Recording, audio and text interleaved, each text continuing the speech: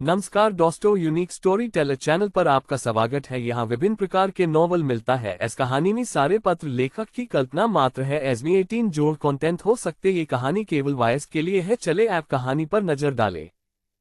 The COs obsession, Arjun. अध्याय 1-1-1-0-0-1। एक खूबसूरत महिला द्वारा पीछा किया जाना। अगर वह ऐसा कर रहा है तो वह निश्चित रूप से आप में दिलचस्पी रखता है। कार्दाशियन की लड़ाई जिसने दुनिया को चौंका दिया। भारत में शीर्ष इलेक्ट्रिक ई बाइक, स्टाइलिश, कुशल और विश्वसनीय। एक अध्याय 001। एक सुंदर महिला द्वारा पीछा किया जाना। अध्याय 001। एक सुंदर महिला द्वारा पीछा किया जाना। मैं कौन हूं? मैं कहां से हूं? इस जगह क्या है? नहीं, मुझे मत मारो। अर्जुन रायजादा ने संघर्ष किया, बिस्तर से फर्श पर लुढ़कते हुए, सिर के बल फर्श पर जोरदार टक्कर के साथ गिरा। उसका मुंह जमीन के निकट संपर्क में था। धिक्कार है। अर्जुन रायजादा जल्दी से फर्श से उठा, अपने माथे पर सूजे हुए उभार को छूते हुए चिंतित होकर बोला, मैंने कई बार एक ही सपना देखा है। धिक्कार है, मुझे हमेशा एक ही सपना क्यों आता है? उसने पानी की मशीन से अपने लिए एक गिलास पानी निकाला और जल्दी से उसे पी गया। इससे आंतरिक उत्पीड़न कुछ हद तक दूर हो गया। अर्जुन रायजादा सोफे पर बैठ गया और सपने को याद करने लगा। अंधेरे में कई काले कपड़े पहने हत्यारे लगातार उसका पीछा कर रहे थे। अंततः उसे एक चट्टान से नीचे गिरा दिया। सपने के दौरान ये हाइक के दिमाग में हमेशा एक मोहक सुंदर महिला का चेहरा उभरता था। उसका नाजुक चेहरा लगातार लार टपकाने पर मजबूर कर देता था। गहराई से देखें तो अर्जुन रायजादा को 1 साल से यही सपना आ रहा था।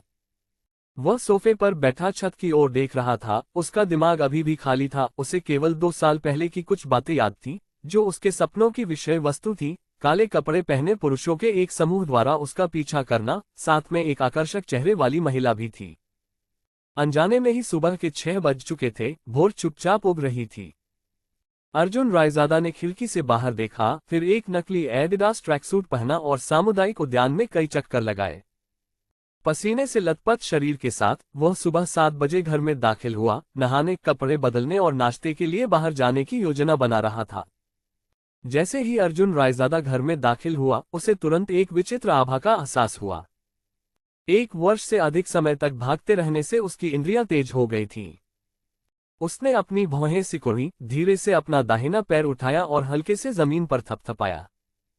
उसकी पैनी निगाहें कमरे में चारों ओर घूम रही थीं। सोफे, कुर्सियों और बिस्तर के नीचे की जांच कर रही थी। ऐसा लग रहा था कि सब कुछ बहुत शांत था। अर्जुन रायजादा ने अपनी सतर्कता थोड़ी ढीली कर दी। उसकी दाहिनी एड़ी नीचे छू गई और उसका बायां पैर धीरे से आगे बढ़ रहा था। प्रत्येक कदम अत्यंत धीमा और महत्वपूर्ण था। खतरा। अर्जुन रायजादा की छठी इंद्री अचानक एक बारीक खींची हुई डोरी की तरह कस गई।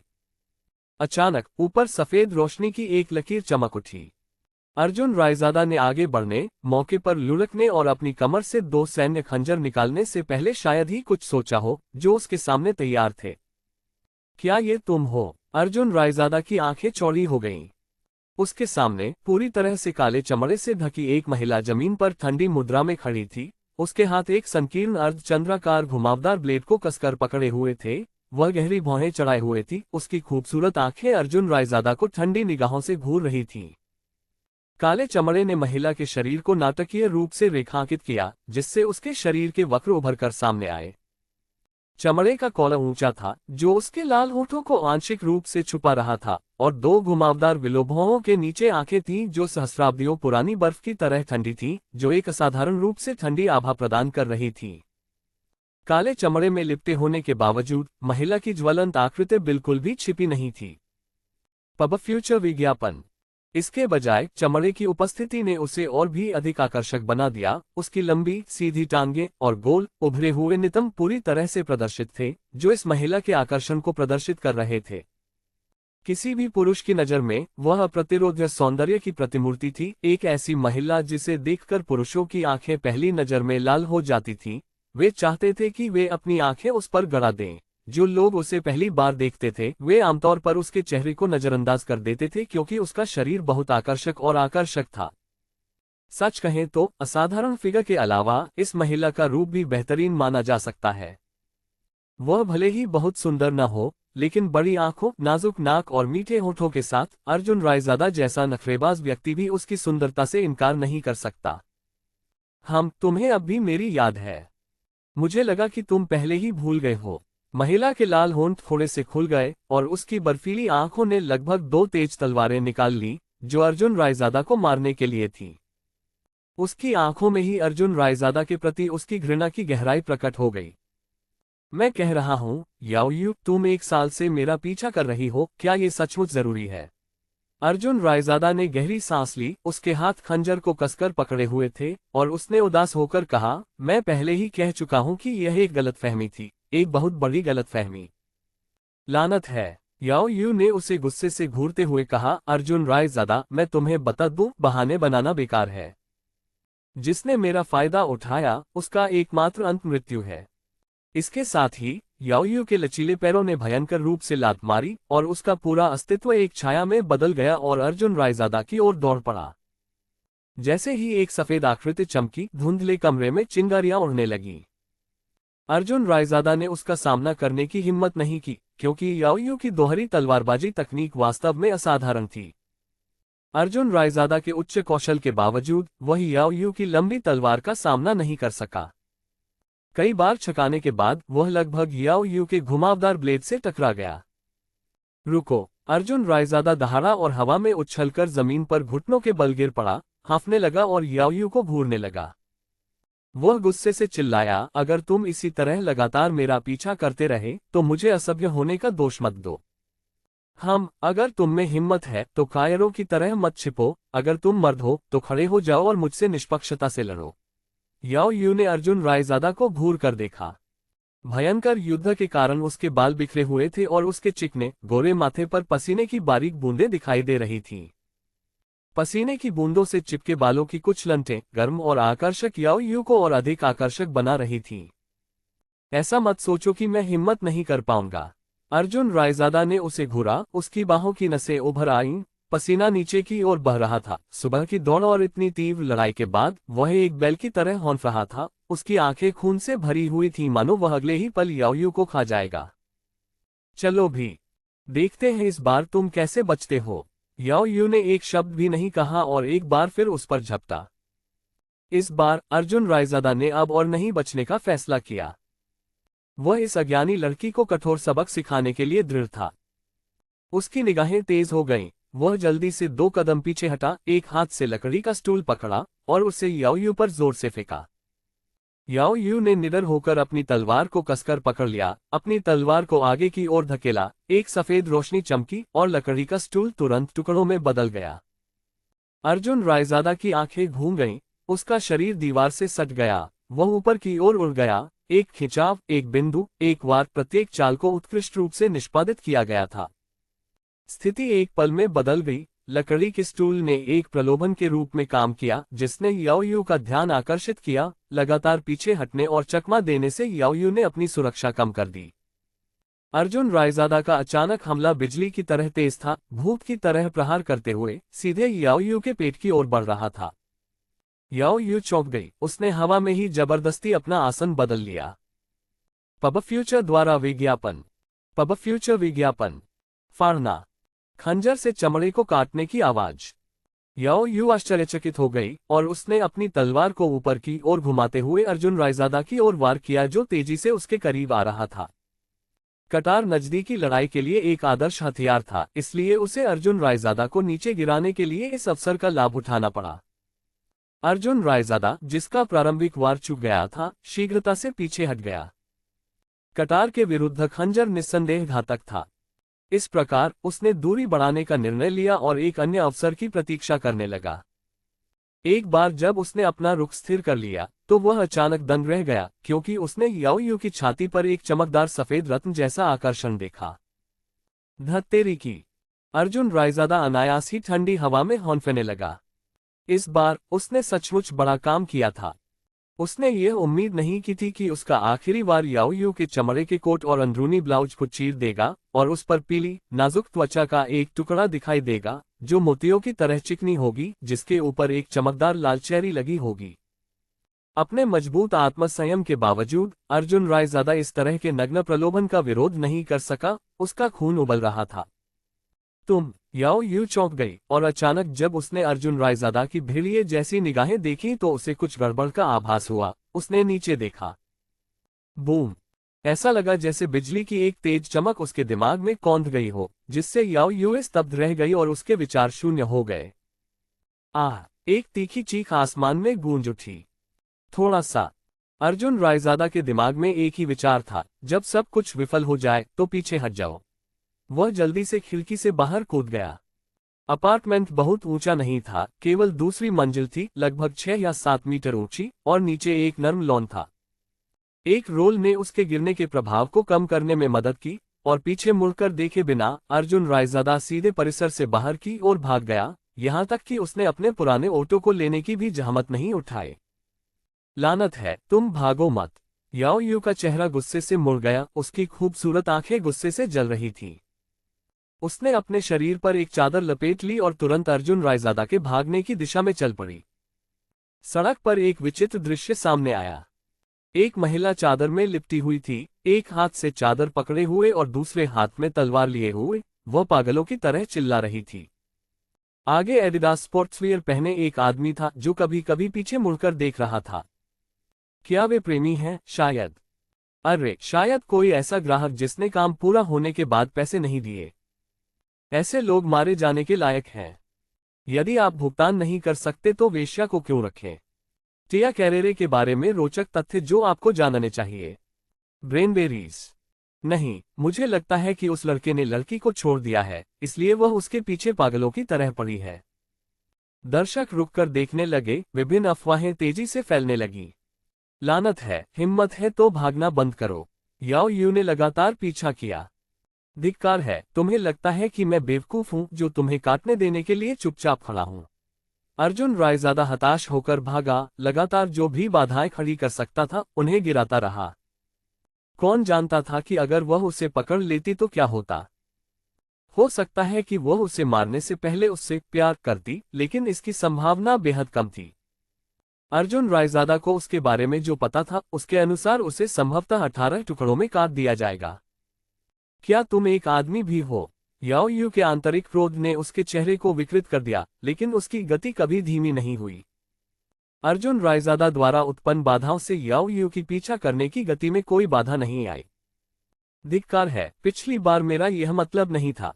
जैसे ही याओ यू लगभग पकड़ में आए, अर्जुन रायजादा हताश होकर चिल्लाया। कमीने, रुको! भागना बंद करो! याओ यू अथक था। लेडी, मैं आपसे विनती करता हूं, पिछली बार यह वास्तव में जानबूझकर नहीं किया गया था। सैकड़ों मीटर की उन्मत्त दौड़ के बाद अर्जुन रायजादा की गति अभी भी याओ यू से आगे नहीं बढ़ सकी और उनके बीच की दूरी धीरे धीरे कम हो गई। अगर तुम फिर से भागे तो मैं तुम्हारा तीसरा पैर तोड़ दूंगा, याओ यू ने दहाड़ते हुए कहा, लगभग तुम्हारे पास पहुंचते हुए। उसके हाथ में तलवार कसकर पकड़ी हुई थी, वह घातक प्रहार करने के लिए तैयार थी। उसकी सुंदर आंखें सिकुड़ गई थीं, तलवार धीरे धीरे ऊपर उठ रही थी। नहीं, मत करो। बहन, चाची, दादी। अरे नहीं, प्यारी दादी। अर्जुन रायजादा चिल्लाता रहा, उसका चेहरा तेजी से बदल रहा था। उसे कोई भ्रम नहीं था कि याओ यू कोई दया दिखाएगी। जीवित रहने की उसकी प्रवृत्ति ने उसे और भी अधिक गति के लिए प्रेरित किया। धिक्कार है, रुक जाओ! अर्जुन रायजादा को तेजी से आगे बढ़ते देख याओ यू गुस्से से भर गई और गुस्से में चिल्लाने लगी। Beep beep! एक छोटी कार सड़क से दाहिनी ओर तेजी से निकली। अर्जुन रायजादा चौंक गया और मन ही मन अपनी बुरी किस्मत को कोसने लगा। सामने से आती कार का सामना करते हुए उसके पास अपने सिर को हाथों से ढकते हुए खुरकी और कूदने के अलावा कोई विकल्प नहीं था। बल बहुत शक्तिशाली था, लेकिन सौभाग्य से अर्जुन रायजादा ने सही समय पर हमला किया। अपना सिर पकड़े हुए अर्जुन रायजादा हुड से ट्रंक तक लुढ़क गया। उसकी चाल सहज और धीमी नहीं थी। हालांकि याओ यू कार के अचानक प्रकट होने से अवरुद्ध हो गई और असहाय होकर अर्जुन रायजादा को चौराहे को पार करते हुए देखने के लिए मजबूर हो गई। हाँ, याओ यू डार्लिंग, अगर तुम पकड़ सको तो मुझे पकड़ लो। अर्जुन रायजादा ने अपने हाथों को कमर पर रखकर ट्रैफिक की धारा के पार विजयी भाव से हंसते हुए ताना मारा। लानत है, हिम्मत है तो भागना बंद करो। याओ यू का चेहरा काला पड़ गया, उसके पीले चेहरे पर गहरे नीले रंग की एक झलक छा गई। चादर ने राहगीरों का ध्यान आकर्षित किया। याओ यू का प्रारंभिक क्रोध थोड़ा शांत हो गया था, ये जानकर कि उसकी घात योजना एक बार फिर विफल हो गई थी। वह क्रोध से कांप उठी, उसके दांत भीगने लगे। ये कमीना आदमी, जिसने 1 साल पहले उसका पूरा फायदा उठाया था, अब उसके सामने अपनी धाक जमाने की हिम्मत कर रहा था। यदि वह उसे पकड़ लेती तो वह निश्चित रूप से कई फैंग जी का प्रबंध करती जो उसे हिंसक रूप से प्यार करते, उसके बाद उसकी मर्दानगी समाप्त कर देते और उसे लिंग परिवर्तन ऑपरेशन के लिए थाईलैंड भेज देते। पुनश्च प्रिय पाठकों, इस पुस्तक के लिए सिफारिशें और संग्रह महत्वपूर्ण है। मुझे आशा है कि आप इस पुस्तक को अपनी अलमारियों में शामिल कर सकेंगे और शायद अपनी पसंदीदा पुस्तक भी छोड़ सकेंगे। धन्यवाद।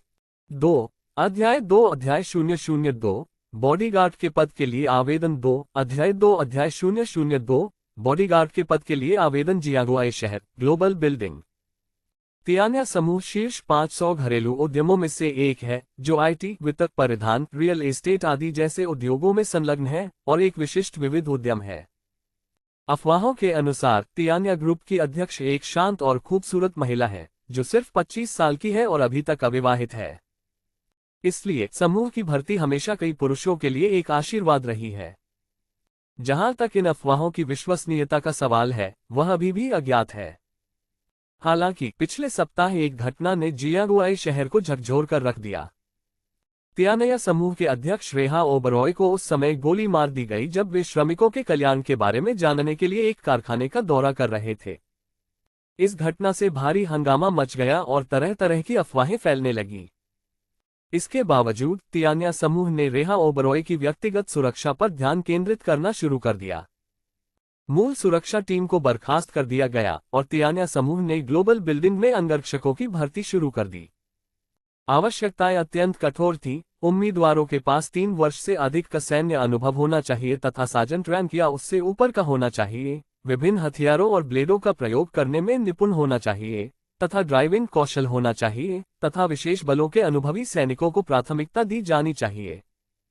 ग्लोबल बिल्डिंग के बाहर एक लंबी कतार लगी हुई थी, जिसमें कुछ लोग छद्मवेश में खड़े थे, जिससे ऐसा प्रतीत होता था कि वे सैन्यकर्मी हैं। कतार अव्यवस्थित थी, कुछ लोग लापरवाही से अपना बैग पकड़े खड़े थे, जबकि अन्य लोग तीखी निगाहों से सीधे खड़े थे। माफ करें, जल्दी करो, एक तरफ हटो। अर्जुन रायजादा भीड़ में भाग गया और याओ यू उसके पीछे आने ही वाला था। ये सब हंगामा किस बात का है? अर्जुन रायजादा के प्रवेश से भीड़ में हड़कंप मच गया। सैन्य पुरुषों में आमतौर पर अच्छे शिष्टाचार नहीं होते हैं और अर्जुन रायजादा को इस तरह से घुसते देख वे क्रोधित हो गए। बच्चे, ठीक से कतार में लगो। लानत है। अर्जुन रायजादा मुड़ा और अपनी आंखों में धमकी की झलक के साथ चिल्लाया। उसके पीछे की कतार तुरंत शांत हो गई। यद्यपि वे सैनिक थे, परंतु उनमें से अधिकांश ने कभी युद्ध नहीं लड़ा था और वे छद्म सैनिक थे। अर्जुन रायजादा कोई साधारण सैनिक नहीं था, वह गोल्डन ट्रायंगल से आया था। ऐसी जगह पर जीवित रहना कोई साधारण बात नहीं है। भाग्य आपको 1 दिन तक जीवित रख सकता है, शक्ति आपको 1 महीने तक जीवित रख सकती है, लेकिन 1 वर्ष तक जीवित रहना कोई साधारण उपलब्धि नहीं है। अर्जुन रायजादा 1 साल तक गोल्डन ट्रायंगल में गुप्त रूप से रहा था, लेकिन एक घटना के कारण उसे भागना पड़ा। उसके फरार रहने के 1 साल ने एक जानलेवा माहौल पैदा कर दिया। उसके पीछे खड़े लोग जानते थे कि खेल पोशाक पहने इस आदमी से उलझना ठीक नहीं है। वे तुरंत रुक गए और ठीक से लाइन में खड़े हो गए, क्योंकि अर्जुन रायजादा इमारत में घुस गया था। अरे अरे, तुम क्या कर रहे हो? इमारत के प्रवेश द्वार पर नाक पर काले धूप के चश्मे की एक जोड़ी के साथ एक काले कपड़े पहने आदमी ने अर्जुन रायजादा को रोक दिया, गुस्से से कहा, लाइन में लगो, लाइन में लगो। क्या तुम्हें नहीं पता कि अंदर इंटरव्यू चल रहे हैं? ओह! अर्जुन रायजादा रुका, पीछे मुड़कर देखा और महसूस किया कि ये लोग साक्षात्कार कर रहे थे।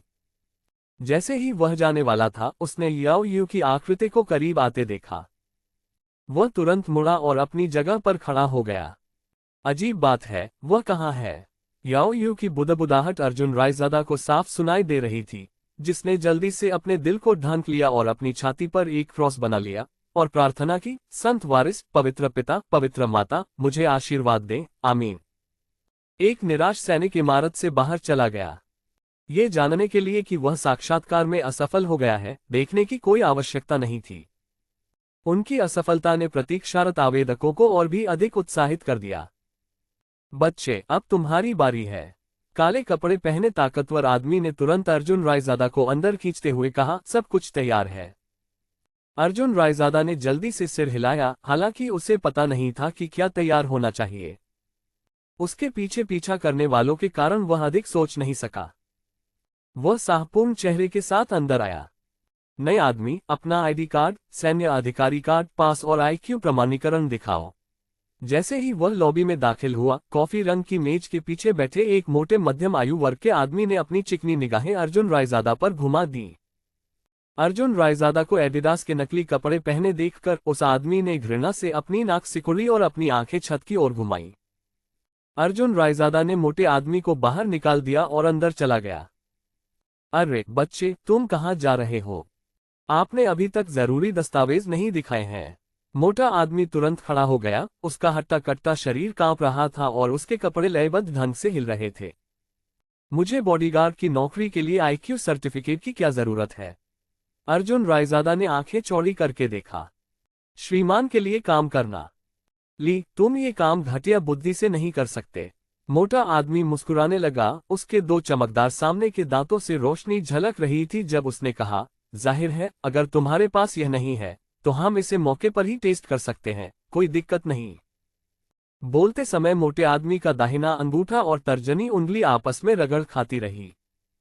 अचानक अर्जुन रायजादा ने एक अवसर देखा और धीरे से पूछा, फैटी, इस टेस्ट के लिए कितना?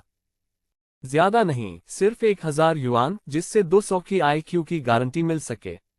फैटी को तुरंत लगा कि उसके पास मौका है और उसकी भौहों ने उसकी खुशी जाहिर कर दी। उसने अपने हाथों को और भी अधिक जोर से रगड़ा, जबकि उसकी कुटिल आंखें लगातार इधर उधर घूम रही थीं। तब, क्या कोई छूट है? बस इतना कि पास हो जाएं। अर्जुन रायजादा ने चिंतित होकर पूछा, उसे डर था कि याओ यू उसे प्रवेश द्वार पर देख लेगी। ठीक है। फैटी ने अपनी भौहें सिकुड़ी, अर्जुन रायजादा को नापा और कहा, 500 युआन, 110 का आईक्यू, बस पास होने के लिए पर्याप्त। अर्जुन रायजादा तुरंत निराश हो गया। उसकी जेब में केवल 300 युआन से कुछ अधिक ही थे। वह आईक्यू टेस्ट की फीस के लिए पैसे कहां से ला सकता था? अरे, उससे यूं ही बाहर नहीं फेंका जा सकता था, है ना? हताश होकर उसने कहा, मोटे, क्या? एक साधारण परीक्षा प्रश्न के लिए 200 युआन। फैटी एक पल के लिए स्तब्ध रह गया, लेकिन फिर बिजली की चमक की तरह उसने अर्जुन रायजादा के हाथों से 200 युआन छीन लिए।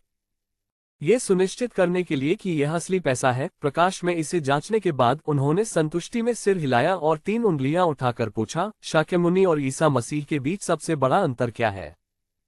हे, एक के बाल घुंघराले हैं और दूसरे के बाल कड़े हैं।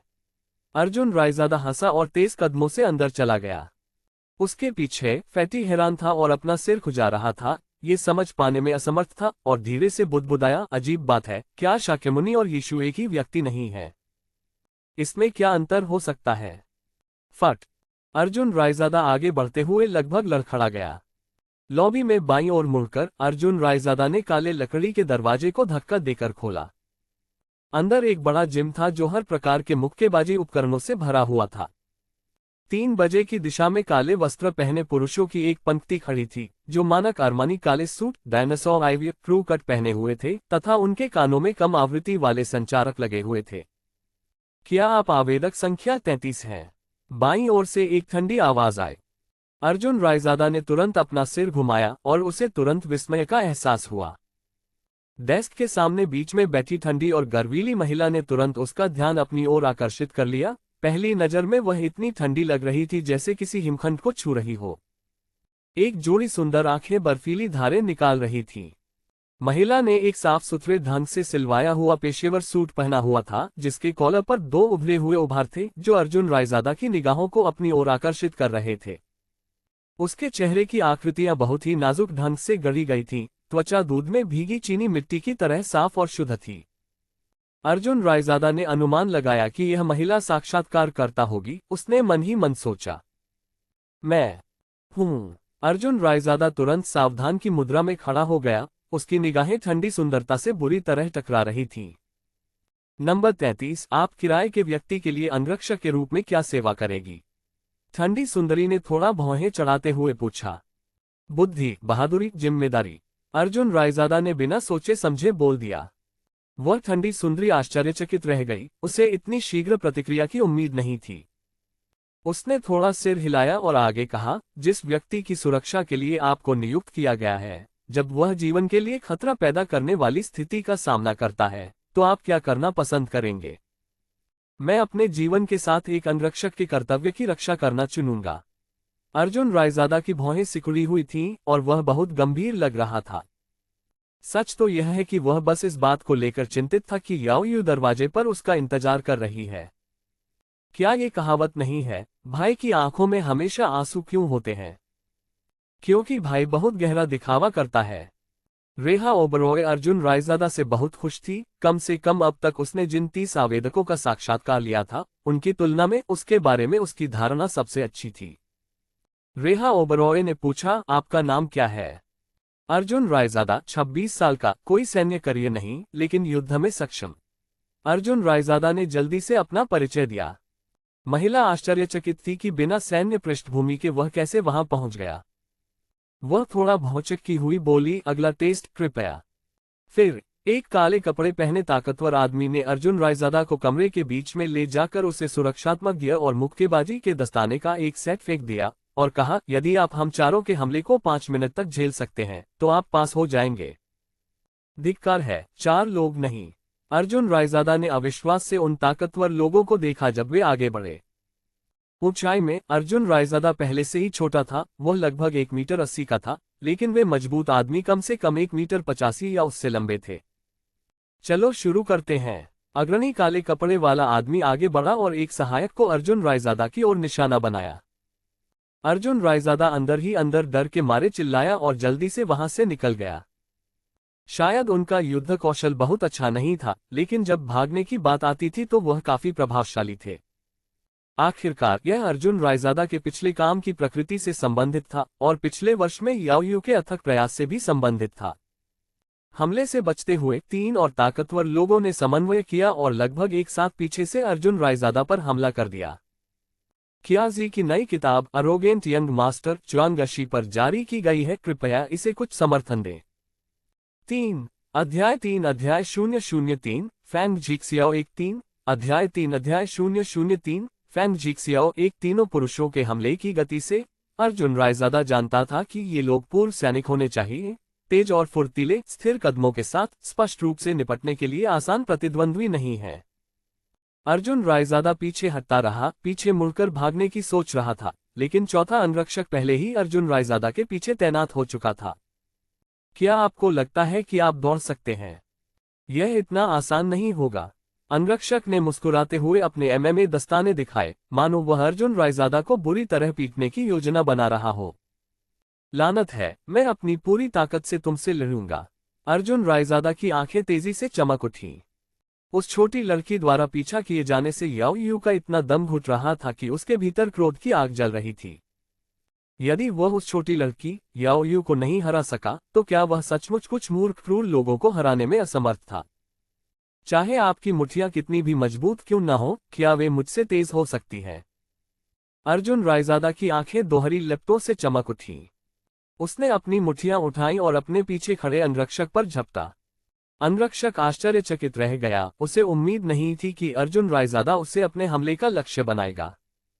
जल्दी से उसने युद्ध की मुद्रा अपना ली और अपने बाएं पैर को अर्जुन रायजादा की ओर तेजी से बढ़ाया, एक शक्तिशाली प्रहार जिसने हजारों सैनिकों को तेजी से उड़ा दिया।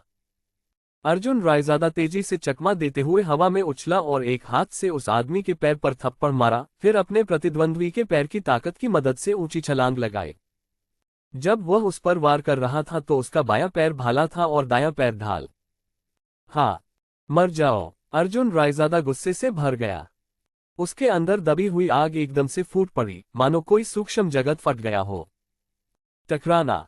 एक क्रूर साइड किक जिसमें उसके पैर की नोक ने अंगरक्षक के कंधे पर जोरदार प्रहार किया। अंगरक्षक तुरंत जमीन पर गिर गया और अर्जुन रायजादा भी नीचे गिर गया। अपने दोनों हाथों से खुद को सहारा देते हुए वह जमीन पर घुटनों के बल बैठ गया। उसकी निगाहें ठंडी निगाहों से उन 3 अन्य आदमियों पर टिकी थीं जो उस पर हमला कर रहे थे। यदि वह उस लड़की याओयू को नहीं हरा सका तो कम से कम कुछ मूर्खों से निपटने में उसे कोई समस्या नहीं होनी चाहिए। हम्फ, अर्जुन रायजादा ने ठंडे स्वर में उपहास किया। हालांकि यह एक साधारण प्रतियोगिता थी, अर्जुन रायजादा ने अपना सर्वश्रेष्ठ प्रदर्शन किया था। गोल्डन ट्रायंगल जैसी अराजक जगह में थोड़ी सी भी लापरवाही जान ले सकती थी, इसलिए उसके स्वभाव में लापरवाही की कोई गुंजाइश नहीं थी। तीनों व्यक्ति तेजी से आगे बढ़े और जल्दी ही अंतर कम कर दिया। जो व्यक्ति अभी गिरा था वह अंगरक्षकों की टीम का नेता था। अपने नेता को अर्जुन रायजादा द्वारा पराजित होते देख वे स्वाभाविक रूप से क्रोधित हो गए। ये केवल एक प्रतियोगिता थी और इसमें ऐसी निर्दयी रणनीति की कोई आवश्यकता नहीं थी। ये द्वेष अनजाने में ही स्थापित हो गया था। तीनों पुरुषों ने अपने दांत भींच लिए और तुरंत अर्जुन रायजादा को घेर लिया।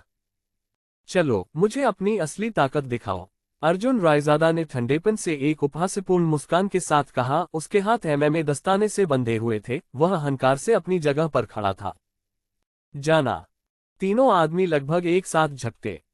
सैनिक होने के नाते और इतने वर्षों तक एक साथ प्रशिक्षण लेने के कारण उनके बीच एक निश्चित मौन सहमति थी। उन्होंने अर्जुन रायजादा पर हमला करते समय युद्ध तकनीक, हाथापाई और दंगा नियंत्रण रणनीति का इस्तेमाल किया। अर्जुन रायजादा ने अपनी त्वरित प्रतिक्रिया से बाईं और दाईं ओर से छलांग लगाई, आक्रमण करते समय बचते हुए तथा आक्रमण करते समय बचते हुए। यह उनकी युद्ध शैली थी। अपनी ताकत का इस्तेमाल करो, कमजोरियों से बचो और उनकी खूबियों का मुकाबला करो। अपनी ताकत का इस्तेमाल करके अपने दुश्मन की कमजोरियों पर प्रहार करो। इसलिए एक संक्षिप्त मुठभेड़ में अर्जुन रायजादा ने तुरंत एक आदमी को नीचे गिरा दिया और अपनी मुट्ठी उठाकर उसने दूसरे की नाक पर वार किया, जिससे खून बहने लगा और आंसू बहने लगे क्योंकि आदमी ने अपनी नाक को पकड़ रखा था। छी! आखिरी अंगरक्षक ने अपने साथियों को बुरी तरह पिटते देखा। हालांकि ये देखकर कि इस आदमी में ज्यादा ताकत नहीं है, वह हमेशा भागता रहता है, केवल अवसरवादी हमला करता है, वह क्रोधित हो गया और शाप दिया, काय, अगर तुझमें हिम्मत है तो भागना मत। ठीक है, अर्जुन रायजादा ने मुस्कुराते हुए और अपनी बात पर अड़े हुए कहा, आप आ जाए। आपके स्वामी आज बिना हिले यही रहेंगे। मैं तुम्हें मार डालूंगा। यद्यपि वह एक अंगरक्षक था, फिर भी वह अपने अंदर के सैनिक की आंतरिक कठोरता को नहीं बदल सका। वह अर्जुन रायजादा की ओर दौड़ते हुए गाली देने लगा।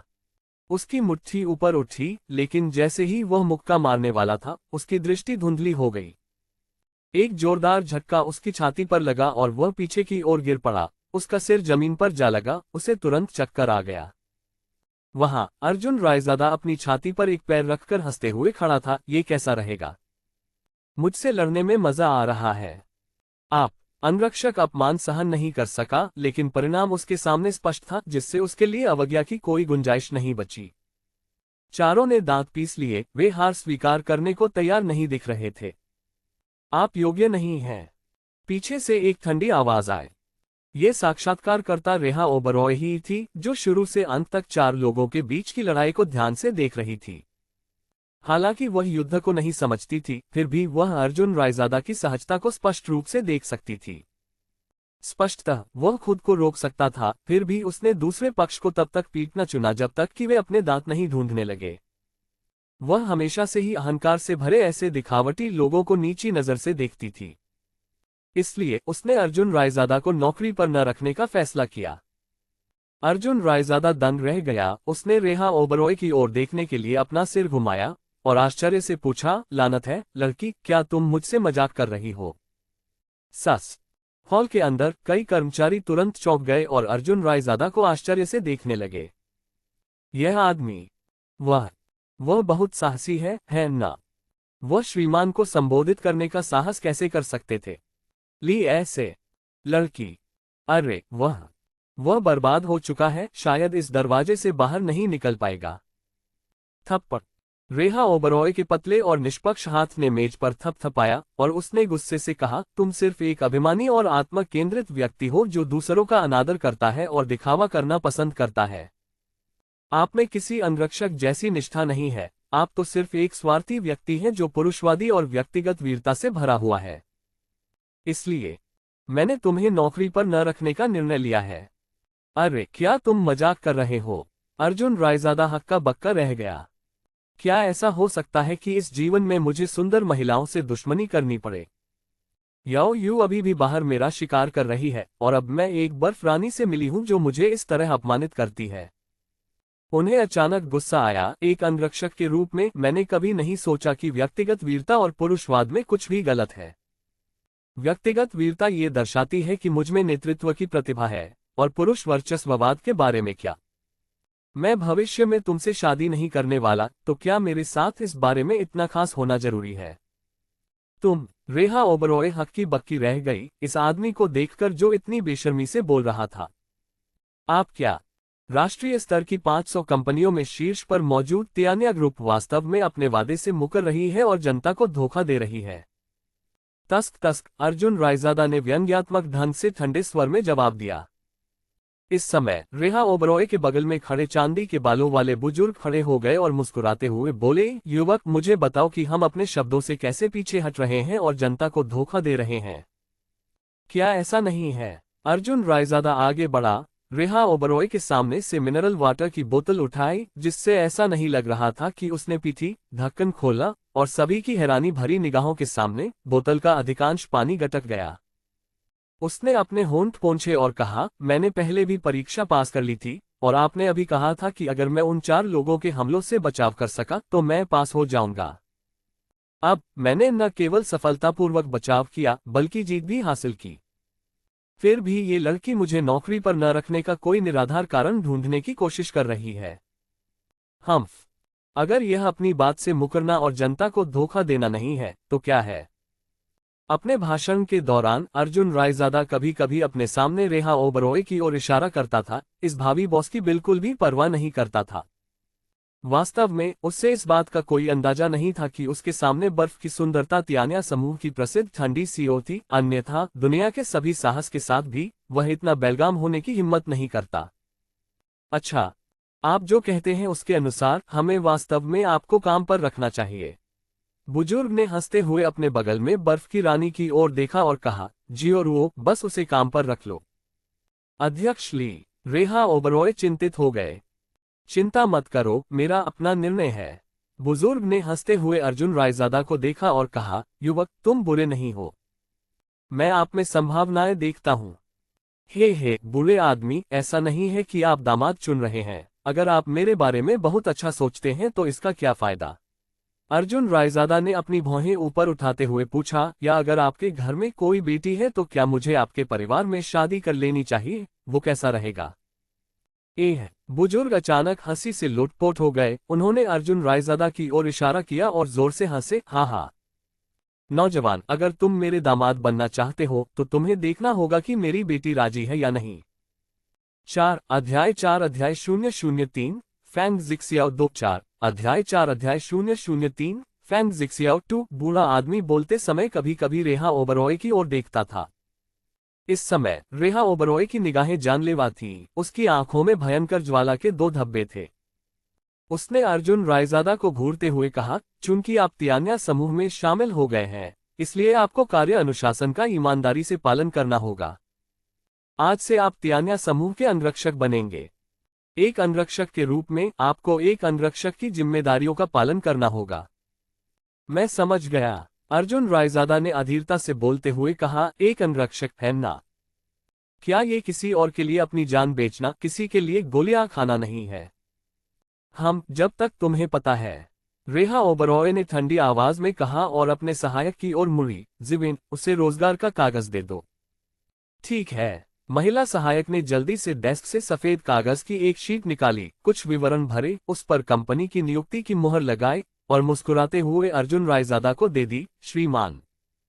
हाँ, कल सुबह 9 बजे इसे कंपनी के 15वीं मंजिल पर कार्मिक कार्यालय में पंजीकरण कराने और संबंधित वर्दी लेने के लिए ले आओ, फिर श्रीमान को रिपोर्ट करें। ली के कार्यालय। ठीक है। अर्जुन रायजादा ने सिर हिलाया। अर्जुन रायजादा का कल वापस आने का कोई इरादा नहीं था। आज उनका आना केवल अपना चेहरा दिखाने और याओ यू के लगातार पीछा से बचने के लिए था। हाल ही में किया गया युद्ध परीक्षण उनके हृदय में दबे हुए क्रोध को बाहर निकालने के अतिरिक्त और कुछ नहीं था। अर्जुन रायजादा ने रोजगार संबंधी कागजात लिए, उन्हें मोड़ा और अपनी छाती में रख लिया। तुम नहीं जा रहे हो? रेहा ओबरॉय ने उसे घूरते हुए नाराजगी से पूछा। मुझे मत बताओ कि तुम उम्मीद कर रहे हो कि हम तुम्हें दोपहर के भोजन के लिए रुकने के लिए कहेंगे। ओह! अर्जुन रायजादा हैरान रह गया और हैरान होकर पूछा, क्या आप लोग भोजन उपलब्ध नहीं कराते? अर्जुन रायजादा के शब्दों ने लगभग सभी को हंसने पर मजबूर कर दिया। स्वर्गीय भवन से बाहर निकलते हुए अर्जुन रायजादा ने याओ यू से टकराने से बचने के लिए जानबूझकर अपने जैकेट को उल्टा करके अपना सिर ढक लिया और सिर नीचे करके चल दिया। दरवाजे पर अभी भी लंबी कतार लगी हुई थी और जब लोगों ने अर्जुन रायजादा की आकृति को इस अवस्था में बाहर निकलते देखा तो वे तुरंत आपस में बड़बड़ाने लगे। जियो, अब हमारे पास बेहतर मौका है, क्या तुमने देखा? इस आदमी को शायद बुरी तरह पीटा गया है। मुझे भी ऐसा ही लगता है, देखो उसने अपने कपड़ों से अपना चेहरा ढक रखा है। हाँ, ये दुखद दृश्य श्रीमान के लिए लागू होने जा रहा है। ली के अंगरक्षक पद पर अपने आप को अधिक आंकने की बात करें। यद्यपि अर्जुन रायजादा अंदर से गुस्से में था, फिर भी उसने खुद को प्रकट करने की हिम्मत नहीं की। अपने आप को कपड़े से ढककर केवल दो काली आंखों से सड़क को देखते हुए वह चुपके से शिनहाई जिले की ओर वापस चला गया। अर्जुन रायजादा जानता था कि सबसे खतरनाक जगह भी सबसे सुरक्षित हो सकती है। इस समय याओ यू को शायद पता नहीं था कि वह अपने घर वापस आ गया है। अव्यवस्थित लिविंग रूम को देखते हुए अर्जुन रायजादा ने असहाय होकर कपड़ों को सोफे पर फेंक दिया, फिर फ्रिज से बियर का एक कैन उठाया। अपने शरीर की गर्मी दूर करने के लिए उसे जोर जोर से निगलने के बाद वह आराम से सोफे पर लेट गया। खिड़की के बाहर तपते सूरज को देखते हुए उसने शाप दिया, धिक्कार है याओ यू, पिछले जन्म में मैं तुम्हारा ऋणी रहा होगा। तो क्या हुआ अगर मैंने तुम्हें छेड़ा? क्या पूरे 1 साल तक मेरे पीछे भागना उचित है? याओ यू के बारे में सोचते हुए अर्जुन रायजादा के चेहरे पर एक कड़वी मुस्कान उभर आई। उस युवती की मात्र 23 वर्ष की आयु से मूर्ख मत बनिए, वह पहले से ही गोल्डन ट्रायंगल में घोस्ट ऑर्गेनाइजेशन की खूंखार नेता थी। उनका परिचय एक सहयोग से शुरू हुआ। अर्जुन रायजादा 1 वर्ष से अधिक समय से स्वर्ण त्रिभुज में घुल मिल गया था, हथियारों की तस्करी में शामिल था और एक खुफिया नेटवर्क को बढ़ावा दे रहा था। हालांकि एक निश्चित घटना के कारण स्वर्ण त्रिभुज में एक प्रमुख सरदार ने अचानक अर्जुन रायजादा को निशाना बनाया। अचानक से अर्जुन रायजादा की सेना नष्ट हो गई, उसके अधीनस्थ मारे गए या घायल हो गए और जिस शक्ति को बनाने में उसे 1 वर्ष से अधिक समय लगा था वह हवा में उड़ गई। ये सोचकर अर्जुन रायजादा को दुख की लहर महसूस हुई। बाद में अर्जुन रायजादा ने याओ यू से सुरक्षा मांगी। उसने अर्जुन रायजादा के खिलाफ एक युद्ध परीक्षण का प्रस्ताव रखा और यह भी कहा कि यदि वह उसे हरा सके तो वह उसकी रक्षा करेगी। गोल्डन ट्रायंगल की सभी प्रमुख ताकतों की कड़ी नजर के कारण अर्जुन रायजादा स्वाभाविक रूप से पीछे नहीं हटेगा। हालांकि परीक्षण के दौरान अर्जुन रायजादा ने प्रसिद्ध ड्रैगन क्लॉ हैंड का इस्तेमाल किया और अनजाने में याओ यू की पर्याप्त छाती को छुआ, जिससे गोल्डन ट्रायंगल के ड्रैगन के रूप में जाना जाने वाला तानाशाह तुरंत क्रोधित हो गया। इस प्रकार दुर्भाग्यपूर्ण अर्जुन रायजादा ने 1 साल तक भागने की शुरुआत की। छी! अर्जुन रायजादा ने अपने हाथ में कैन को क्रूरता से कुचल दिया। डिब्बा टूट गया। भागने के इस वर्ष के बारे में सोचते हुए एक तरफ सैन्य गुटों के हत्यारे और दूसरी तरफ याओ यू का अथक पीछा, अर्जुन रायजादा को बेहद निराशा महसूस हुई। टकराना। अर्जुन रायजादा ने कुचले हुए बियर के डिब्बे को हिंसक तरीके से फेंक दिया। उसी समय दरवाजा खोला गया और भूरे रंग में रंगे बालों वाला एक युवा बदमाश अंदर आया, जिसका स्टाइल विस्फोटक था। जैसे ही उसने अपना सिर अंदर डाला, एक सोडा कैन उसके चेहरे पर आकर गिरा। वह जल्दी से चकमा देकर भागा और एक धमाके के साथ कैन दीवार से टकराया। यो भाई चेन, तुम्हारा पीछा किसने किया? युवा बदमाश ने अपने होठों से सिगरेट लटकाते हुए कहा। उनके पहनावे में एक झुर्रीदार शर्ट और एक जोड़ी पुरानी जीन्स शामिल थी।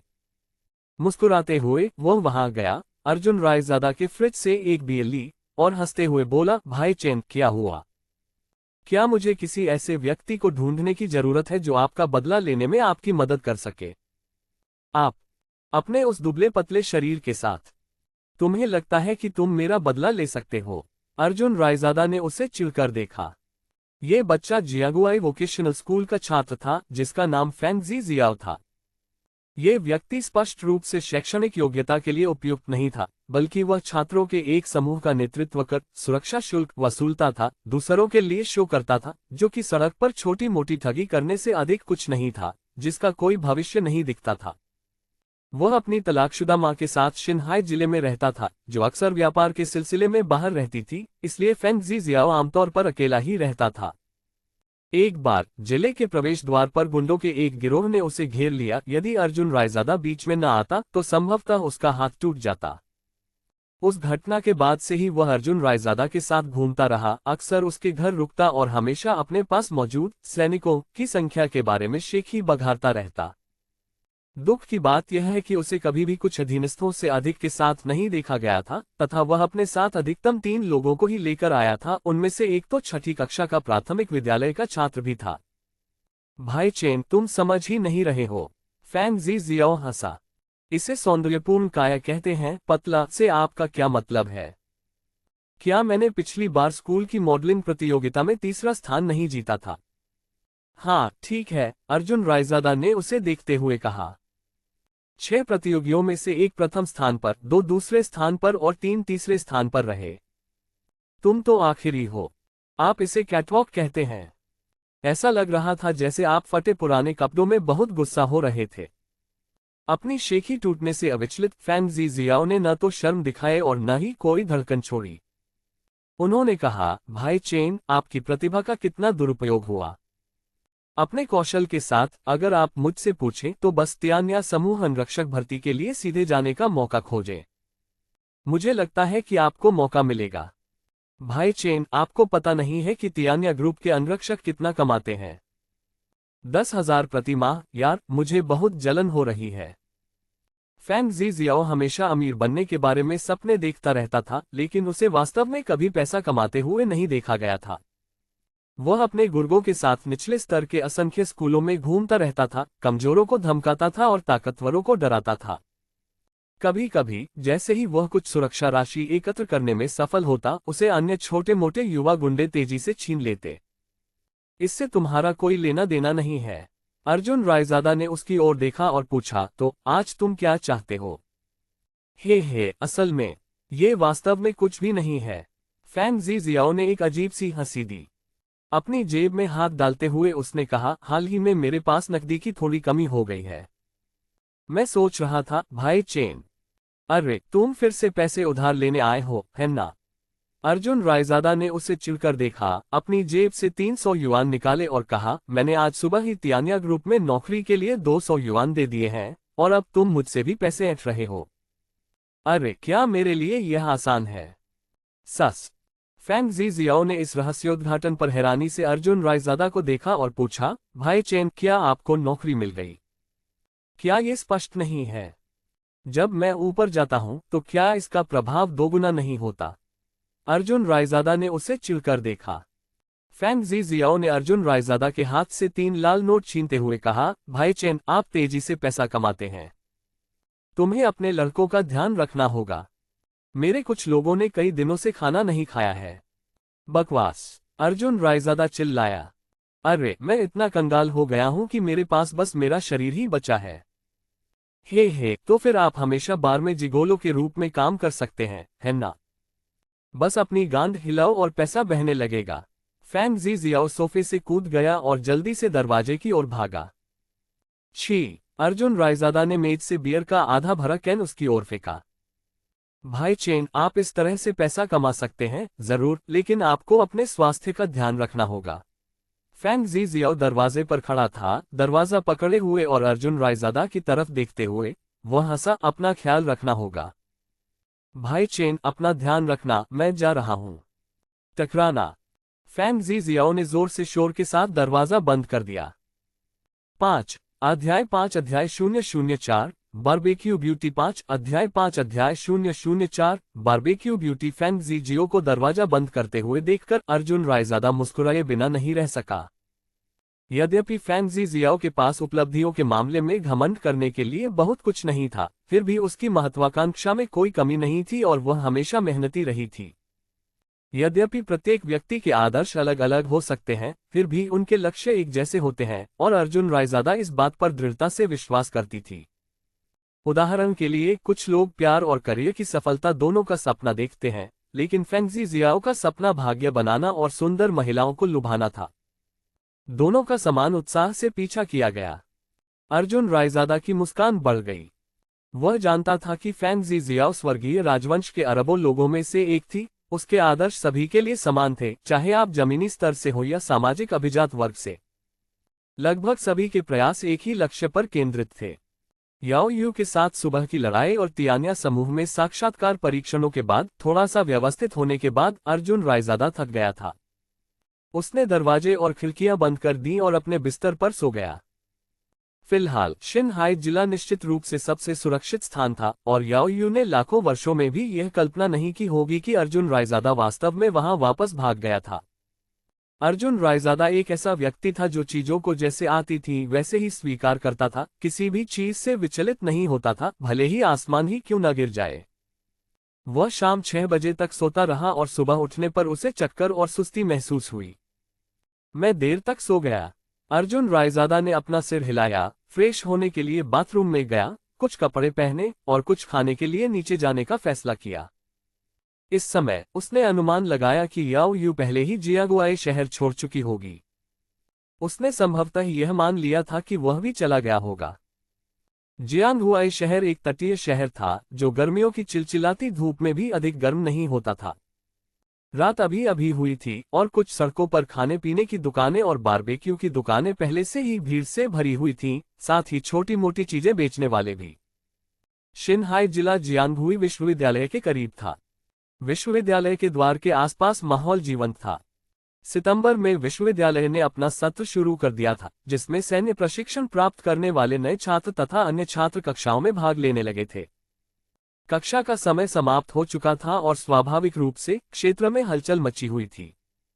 छात्र एडिडास स्नीकर्स, तस्करी किए गए असली उत्पाद कुछ चाहिए। असली नाइकी, बिल्कुल प्रामाणिक। सेकेंड हैंड कंप्यूटरों को नए की तरह बेचना, स्टॉक क्लियर करना। चारों ओर विभिन्न फेरी वाले चिल्ला रहे थे और अर्जुन रायजादा को देखते ही वे उत्सुकता से उसके पास आ गए, चाहे वे ग्राहकों की तलाश में बारबेक्यू विक्रेता हो या तस्करी से लाए गए एडिडास बेचने वाले, वे सभी विश्वविद्यालय के द्वार के आसपास के सुंदर दृश्य में योगदान दे रहे थे। अर्जुन रायजादा सीधे एक जीवंत बारबेक्यू स्टॉल पर गया और एक खाली जगह पर बैठ गया।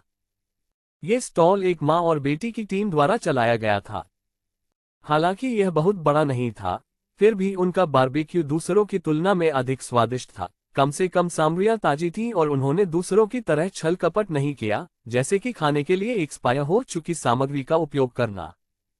इस बारबेक्यू स्टॉल पर बियर पीना और कुछ ग्रिल्ड फिश बॉल्स खाना जियागुआई शहर में अपने आधे साल के प्रवास के दौरान अर्जुन रायजादा की आदत बन गई थी। ऐसा नहीं था कि स्टॉल मालिक की बेटी बहुत सुंदर थी, बल्कि उसे इस जगह से एक अनोखा लगाव था। भाई चेन, आप यहाँ हैं। एक शुद्ध और प्यारी लड़की ने तुरंत उनका अभिवादन किया जब उसने अर्जुन रायजादा को बैठते देखा। अर्जुन रायजादा ने सिर हिलाया और मुस्कुराते हुए कहा, तुम व्यस्त हो, मेरे लिए परेशान होने की कोई जरूरत नहीं है। मैं कैसे नहीं कर सकती। लड़की ने जल्दी से अपना काम छोड़ दिया और अर्जुन रायजादा के पास बैठ गई और प्रसन्नता से बोली, भाई चेन यहाँ एक वीआईपी है, मैं आपकी उपेक्षा कैसे कर सकती हूँ। बताओ, आज तुम क्या खाना चाहोगे? यह मुझ पर है।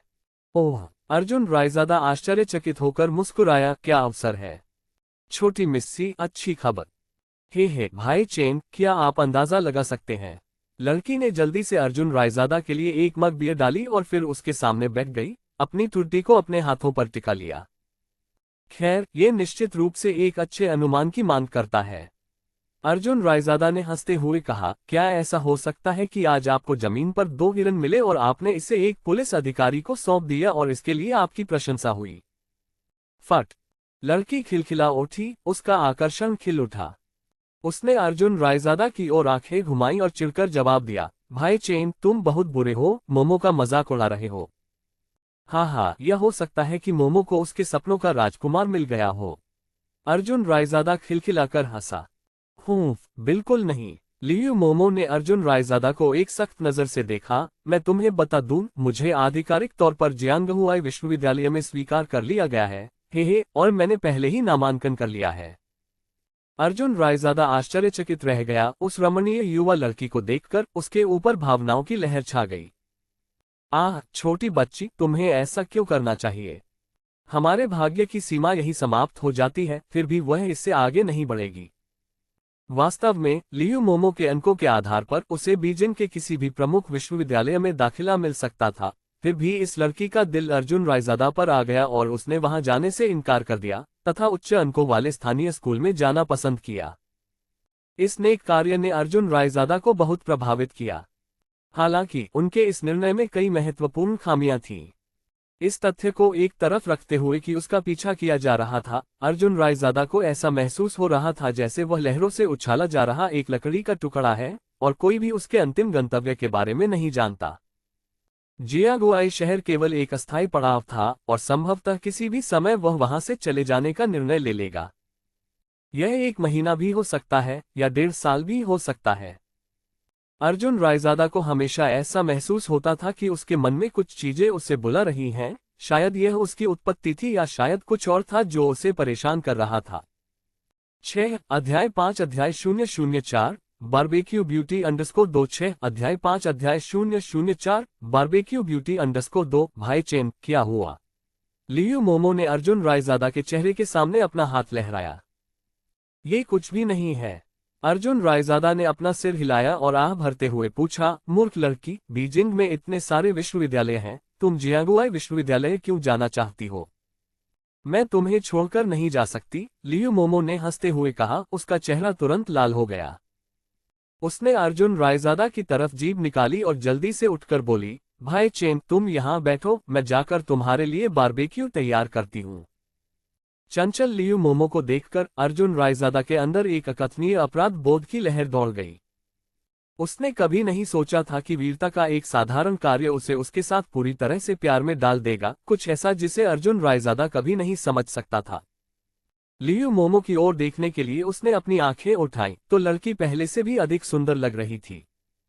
यद्यपि वह बगल से उसके नाजुक चेहरे को नहीं देख सकता था, फिर भी वह उसके गालों और उनके पीछे लाल रंग से रंगी लंबी गोरी गर्दन को स्पष्ट रूप से देख सकता था, जो अत्यंत सुंदर थी। उसने एक सुंदर कार्टून टी शर्ट और हल्के सफेद कैप्री पैंट पहने थे, जो वर्ष की सबसे फैशनेबल मकई लटकन शैली में सिलवाया गया था। उसके पैरों में साधारण सफेद स्नीकर्स की एक जोड़ी थी। उसकी साधारण पोशाक उसकी चमक को बिल्कुल भी कम नहीं कर पाए।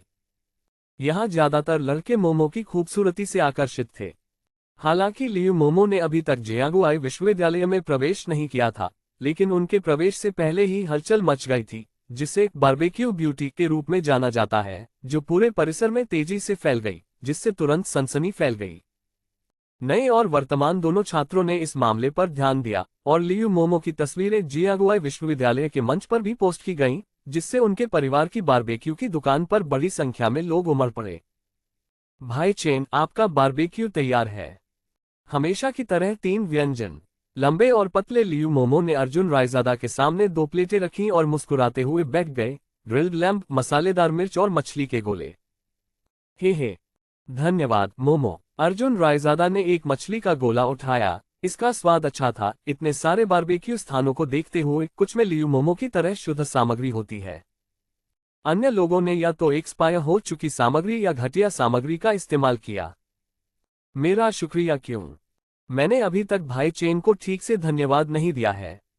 लियू मोमो मुस्कुराए, उसकी अर्धचंद्राकार आंखें चमक उठी। वह गंभीरता से अर्जुन रायजादा को खाते हुए देख रही थी, हंस रही थी। अगर पिछली बार भाई चेन ने मुझे नहीं बचाया होता तो शायद दुनिया में लियू मोमो नाम की कोई लड़की नहीं होती। मोमो, असल में तुम्हें इस पर ज्यादा सोचने की जरूरत नहीं है। अर्जुन रायजादा ने उसकी तरफ देखा और कहा, अगर तुम न होती तब भी मैं तुम्हारी मदद करता। पब फ्यूचर विज्ञापन। मुझे पता है। लियू मोमो ने सिर हिलाया और कहा, यही कारण है कि मैं भाई चेन को पसंद करता हूं। अगर आप केवल सुंदरियों को बचाते और दूसरों को नहीं, तो मैं आपको इतना पसंद नहीं करता। झंझनाहट झंझनाहट झंझनाहट। इसके बाद धातु की झंझनाहट की आवाजें आने लगीं। फिर लियू मोमो की मां घबराहट में चीख पड़ी। मां! लियू मोमो लगभग सहज भाव से दौड़ी। कुछ युवा गुंडे, जिनके बाल पीले रंग में रंगे हुए थे, कानों में धातु की अंगूठियां लटक रही थीं, नाक में एक स्टड था तथा हाथ में एक धातु का क्लीवर था। उन्होंने श्रीमती पर ग्रिल पर हिंसक प्रहार किया। लियू का बारबेक्यू स्टॉल। धिक्कार है, सुरक्षा शुल्क देने का समय आ गया है। गिरोह का नेता, पीले बालों वाला युवक, घमंडी व्यवहार कर रहा था, अपनी छुरी लहरा रहा था और चूल्हे से लगभग सारा बारबेक्यू पलट रहा था। मछली के गोले जमीन पर बिखर रहे थे, जिनमें से एक अर्जुन रायजादा के पैर के पास लुढ़क रहा था। हमने तो कुछ दिन पहले ही भुगतान किया है ना? श्रीमती ने कहा। लियू ने डरते हुए उनकी ओर देखते हुए हकलाते हुए कहा, हमें आज फिर से भुगतान क्यों करना होगा? अरे, तुमने कुछ दिन पहले खाया था, तो क्या इसका मतलब है कि आज तुम्हें कुछ नहीं खाना पड़ेगा? पीले बालों वाला आदमी गुस्से से बोला, जल्दी करो और पैसे दो या सामान समेटो और भाग जाओ। अर्जुन रायजादा ने उन्हें एक तरफ से ठंडेपन से देखा, ये समझते हुए कि अंडरवर्ल्ड के लोगों के भी अपने नियम होते हैं, लेकिन सुरक्षा शुल्क वसूलना अस्वीकार्य है और अंडरवर्ल्ड के नियमों का उल्लंघन है। अपने आसपास का दृश्य देखते हुए अर्जुन रायजादा को एहसास हुआ कि क्या हो रहा है, क्योंकि उसने देखा कि अन्य बारबेक्यू दुकान के मालिक उदासीनता से देख रहे थे। हम भुगतान करेंगे, श्रीमती। लियू तेजी से बढ़ते व्यापार को देखते हुए आगे की परेशानी से बचने के लिए भुगतान करने के लिए तैयार थे। शुल्क का भुगतान करना दुनिया का अंत नहीं था, क्योंकि वे कुछ दिनों की कड़ी मेहनत के बाद इसे वापस कमा सकते थे। उसने जल्दी से पूछा, कितना? 5000 युआन, पीले बालों वाले आदमी ने व्यंग्य किया। श्रीमती। लियू को आश्चर्य हुआ और उसने पूछा, क्या यह आमतौर पर 300 युआन नहीं होता? अरे, तुम्हें पता है कि वह अतीत था, है ना? पीले बालों वाले आदमी ने गुस्से से जवाब देते हुए कहा, समाज अब प्रगति कर चुका है, कीमतें आसमान छू रही हैं, सीपीआई आवास की कीमतों से भी अधिक तेजी से बढ़ी है। सुअ का मांस अब 25 युआन प्रति पाउंड है। उस समय 10 युआन से एक परिवार का खर्च चल सकता था, अब 100 युआन से एक व्यक्ति का खर्च भी पूरा नहीं हो सकता। पब फ्यूचर द्वारा विज्ञापन। और आप अब भी चाहते हैं कि मैं पुरानी दरें ही वसूलूं? मेरे लड़के कैसे खाएंगे? कर सकना। क्या आप कम शुल्क ले सकते हैं? लियू अभी भी स्थिति को बढ़ाना नहीं चाहता था। लानत है, बिल्कुल नहीं। पीले बालों वाले आदमी ने अपना चाकू उठाया और एक झटके से बारबेक्यू ग्रिल लगभग नष्ट हो गया। माँ, चलो पुलिस को बुलाते हैं। लियू मोमो ने जल्दी से श्रीमती को बचाया। लियू उसके पीछे गुस्से से घूर रहा था। जब कुछ युवकों ने लियू मोमो को देखा तो उनकी आंखें अचानक चमक उठीं। उन्होंने जल्दी से अपनी आंखें मली। वाह, कितनी सुंदर लड़की है। इसमें कोई आश्चर्य नहीं कि यह बारबेक्यू शॉप एक खूबसूरत लड़की को अपने बिलबोर्ड के रूप में इस्तेमाल करके अच्छा कारोबार करती है। उनके पास वास्तव में एक व्यापारिक दिमाग है। ऐसा क्यों है कि पड़ोस में रहने वाला फैटी लियू ये बात नहीं समझता? अन्यथा उसे जियांगुआई विश्वविद्यालय के प्रवेश द्वार से इस बारबेक्यू की दुकान को हटाने के लिए 5000 युआन का भुगतान करने की आवश्यकता क्यों होगी? छोटी बहन। पीले बालों वाला बच्चा लार टपकाता हुआ लियू मोमो की छाती की ओर बढ़ा। थप्पड़। एक आकृति चमकी और फिर पीले बालों वाले बच्चे ने एक दयनीय चीख निकाली। उस थप्पड़ से संभवतः उसकी कलाई उखड़ गई थी। अर्जुन रायजादा अब और बर्दाश्त नहीं कर सका। मूल रूप से वह इसमें शामिल नहीं होना चाहता था, लेकिन मोमो के साथ खिलवाड़ करना निश्चित रूप से अर्जुन रायजादा के लिए वर्जित था। पिछले 6 महीनों में वह अनजाने में लियू मोमो को अपनी बहन समझने लगा था। बोलो, तुम्हें यहाँ किसने भेजा है? अर्जुन रायजादा का चेहरा ठंडा पड़ गया था।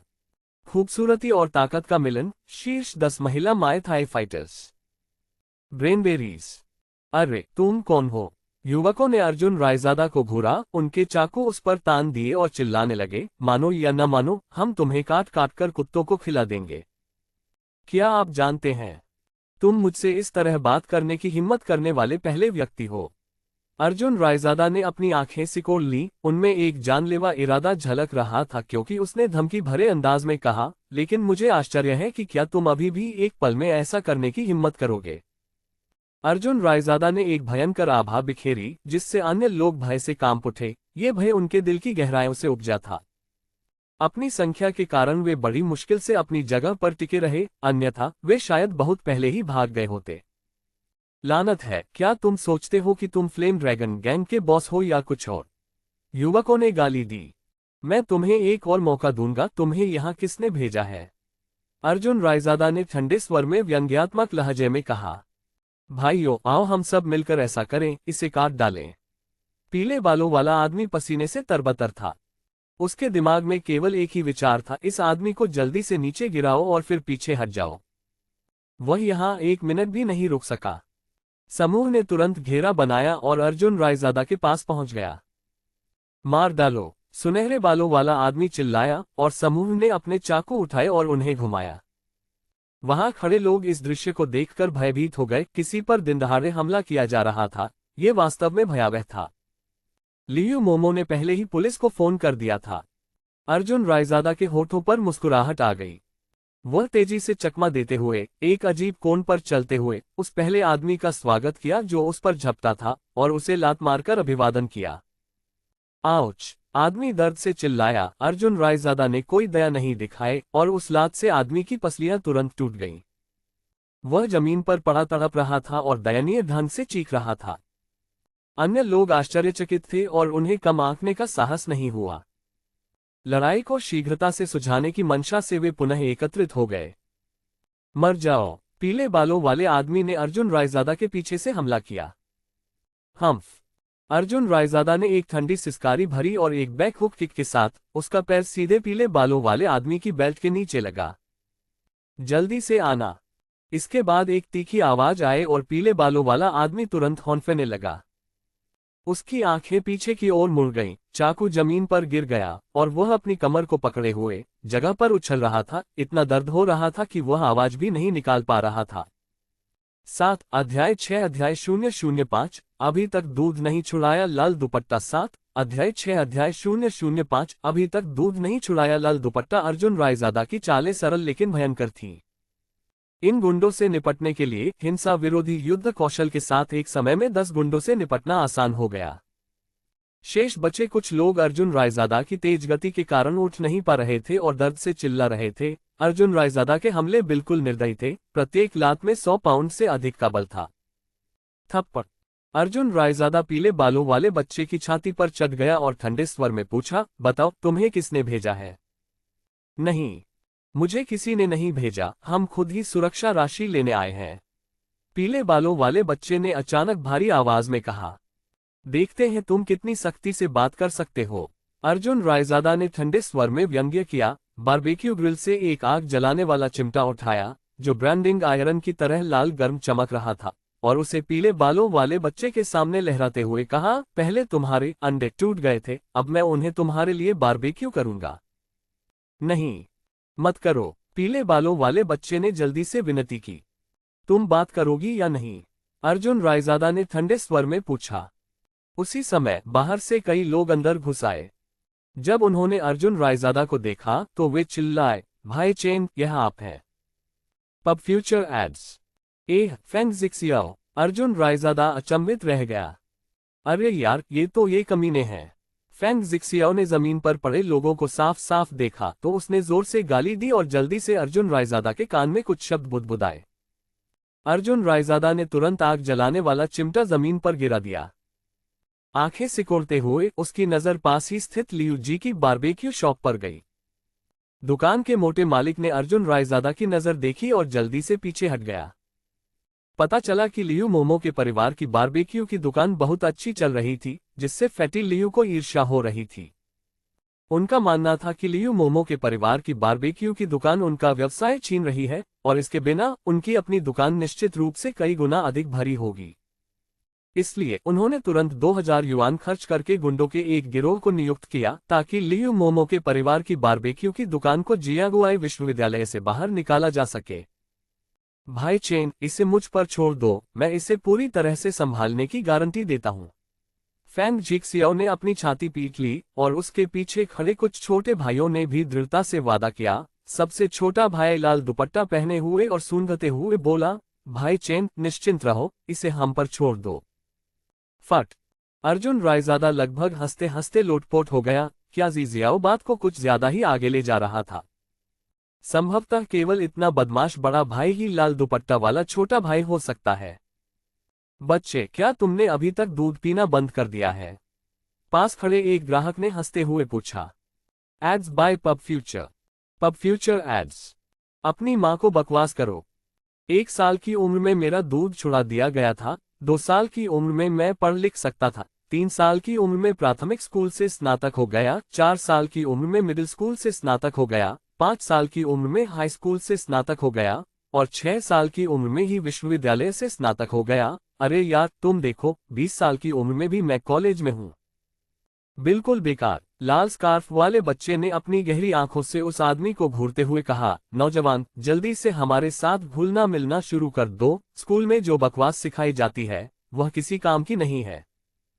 क्या मैं अनिच्छा से तुम्हें अपना छोटा भाई मान लूं? क्या तुम अपने बड़े भाई के लिए चाय बनाने जल्दी नहीं कर रहे हो? हाँ हाँ। सभी लोग हंस पड़े। ये बच्चा तो बहुत ही मजाकिया था, है ना? फैंग जिक्सियाओ थोड़ा शर्मिंदा हुआ। उसका 12 वर्षीय छोटा भाई बकवास कर रहा था और उसने जल्दी से लाल स्कार्फ के सिर के पीछे थप्पड़ मारा। गुस्से से कहा, अरे भाई, चेन के सामने बकवास करने की हिम्मत की, मैं तुम्हारा ख्याल रखूंगा। जी जियाओ, मैं फिर कभी हिम्मत नहीं करूंगा। रेड स्कार्फ ने तुरंत अपना शक्तिशाली व्यवहार त्याग दिया और अपना सिर एक छोटे स्कूली बच्चे की तरह झुका लिया जिसने कुछ गलत किया हो। बस बहुत हो गया। अर्जुन रायजादा ने फैंग जिक्सियाओ को घूरते हुए कहा, तो ये सब तुम्हारा है। जब वे चर्चा कर रहे थे, पुलिस की गाड़ियां दहाड़ती हुई वहां आ पहुंची। लाल और नीली बत्तियां चमक उठी और आसपास की भीड़ ने रास्ता साफ कर दिया। 2 पुलिस अधिकारी कार से बाहर कूद पड़े और उनके चेहरे पर सख्त भाव थे। पुलिस को किसने बुलाया? महिला अधिकारी अपनी गहरे नीले रंग की वर्दी में आकर्षक और सक्षम लग रही थी, जिससे उसका फिगर पूरी तरह उभर कर आ रहा था। Pub future ads. उसकी लंबी सीधी टांगें, सुडौल और उभरी हुई पीठ। वर्दी बहुत अच्छी तरह से फिट थी, जिससे उसकी कमर बहुत पतली दिखाई दे रही थी, विशेष रूप से उसकी छाती का उभार, जो कि मंत्रमुग्ध कर देने वाला था। यह मैं था। लियू मोमो तुरंत सामने आया और जमीन पर पड़े कुछ गुंडों की ओर इशारा करते हुए बोला, वे लोग अंधाधुंध तरीके से सुरक्षा राशि वसूल रहे थे और उन्होंने हमारे स्टॉल में तोड़फोड़ भी की। महिला अधिकारी रुकी, जमीन पर संघर्ष कर रहे गुंडों को देखा, भौहें सिकुड़ी और पूछा, इन्हें इस तरह किसने पीटा? यह मैं था। फैंग जिक्सियाओ ने अर्जुन रायजादा के बोलने से पहले ही अर्जुन रायजादा को इशारा करते हुए 2 बार पलकें झपकाईं। अर्जुन रायजादा रुक गया। उसे समझ नहीं आ रहा था कि फैंग जिक्सियाओ क्यों हारेगा, लेकिन फैंग जिक्सियाओ की निगाहें देखने के बाद वह चुप रहा और बगल से देखता रहा, जबकि आसपास के दर्शक भी कुछ नहीं बोले। स्वर्गीय राजवंश के लोग बहुत ईमानदार थे, उन्हें उत्साह देखना पसंद था, लेकिन वे कभी भी खुद पर मुसीबत नहीं बुलाना चाहते थे। तुम, महिला अधिकारी ने अपनी भौहें सिकोड़ ली और फैंग जिक्सियाओ के पतले शरीर को संदेह से देखा। उसे बहुत अविश्वास हुआ, लेकिन चूंकि उसने खुद स्वीकार किया था, इसलिए उसके पास उस पर विश्वास करने के अलावा कोई विकल्प नहीं था। उन्होंने हार मानते हुए कहा, ठीक है, आप जांच में सहायता करने के लिए हमारे साथ वापस आइए। पुलिस की गाड़ी तेजी से आई और कई गुंडों को एम्बुलेंस में ले जाकर जल्दी से चली गई और फैंग जिक्सियाओ ने पुलिस के साथ कार में बैठने से पहले अर्जुन रायजादा को आंख मारी। हंगामा शांत हो गया।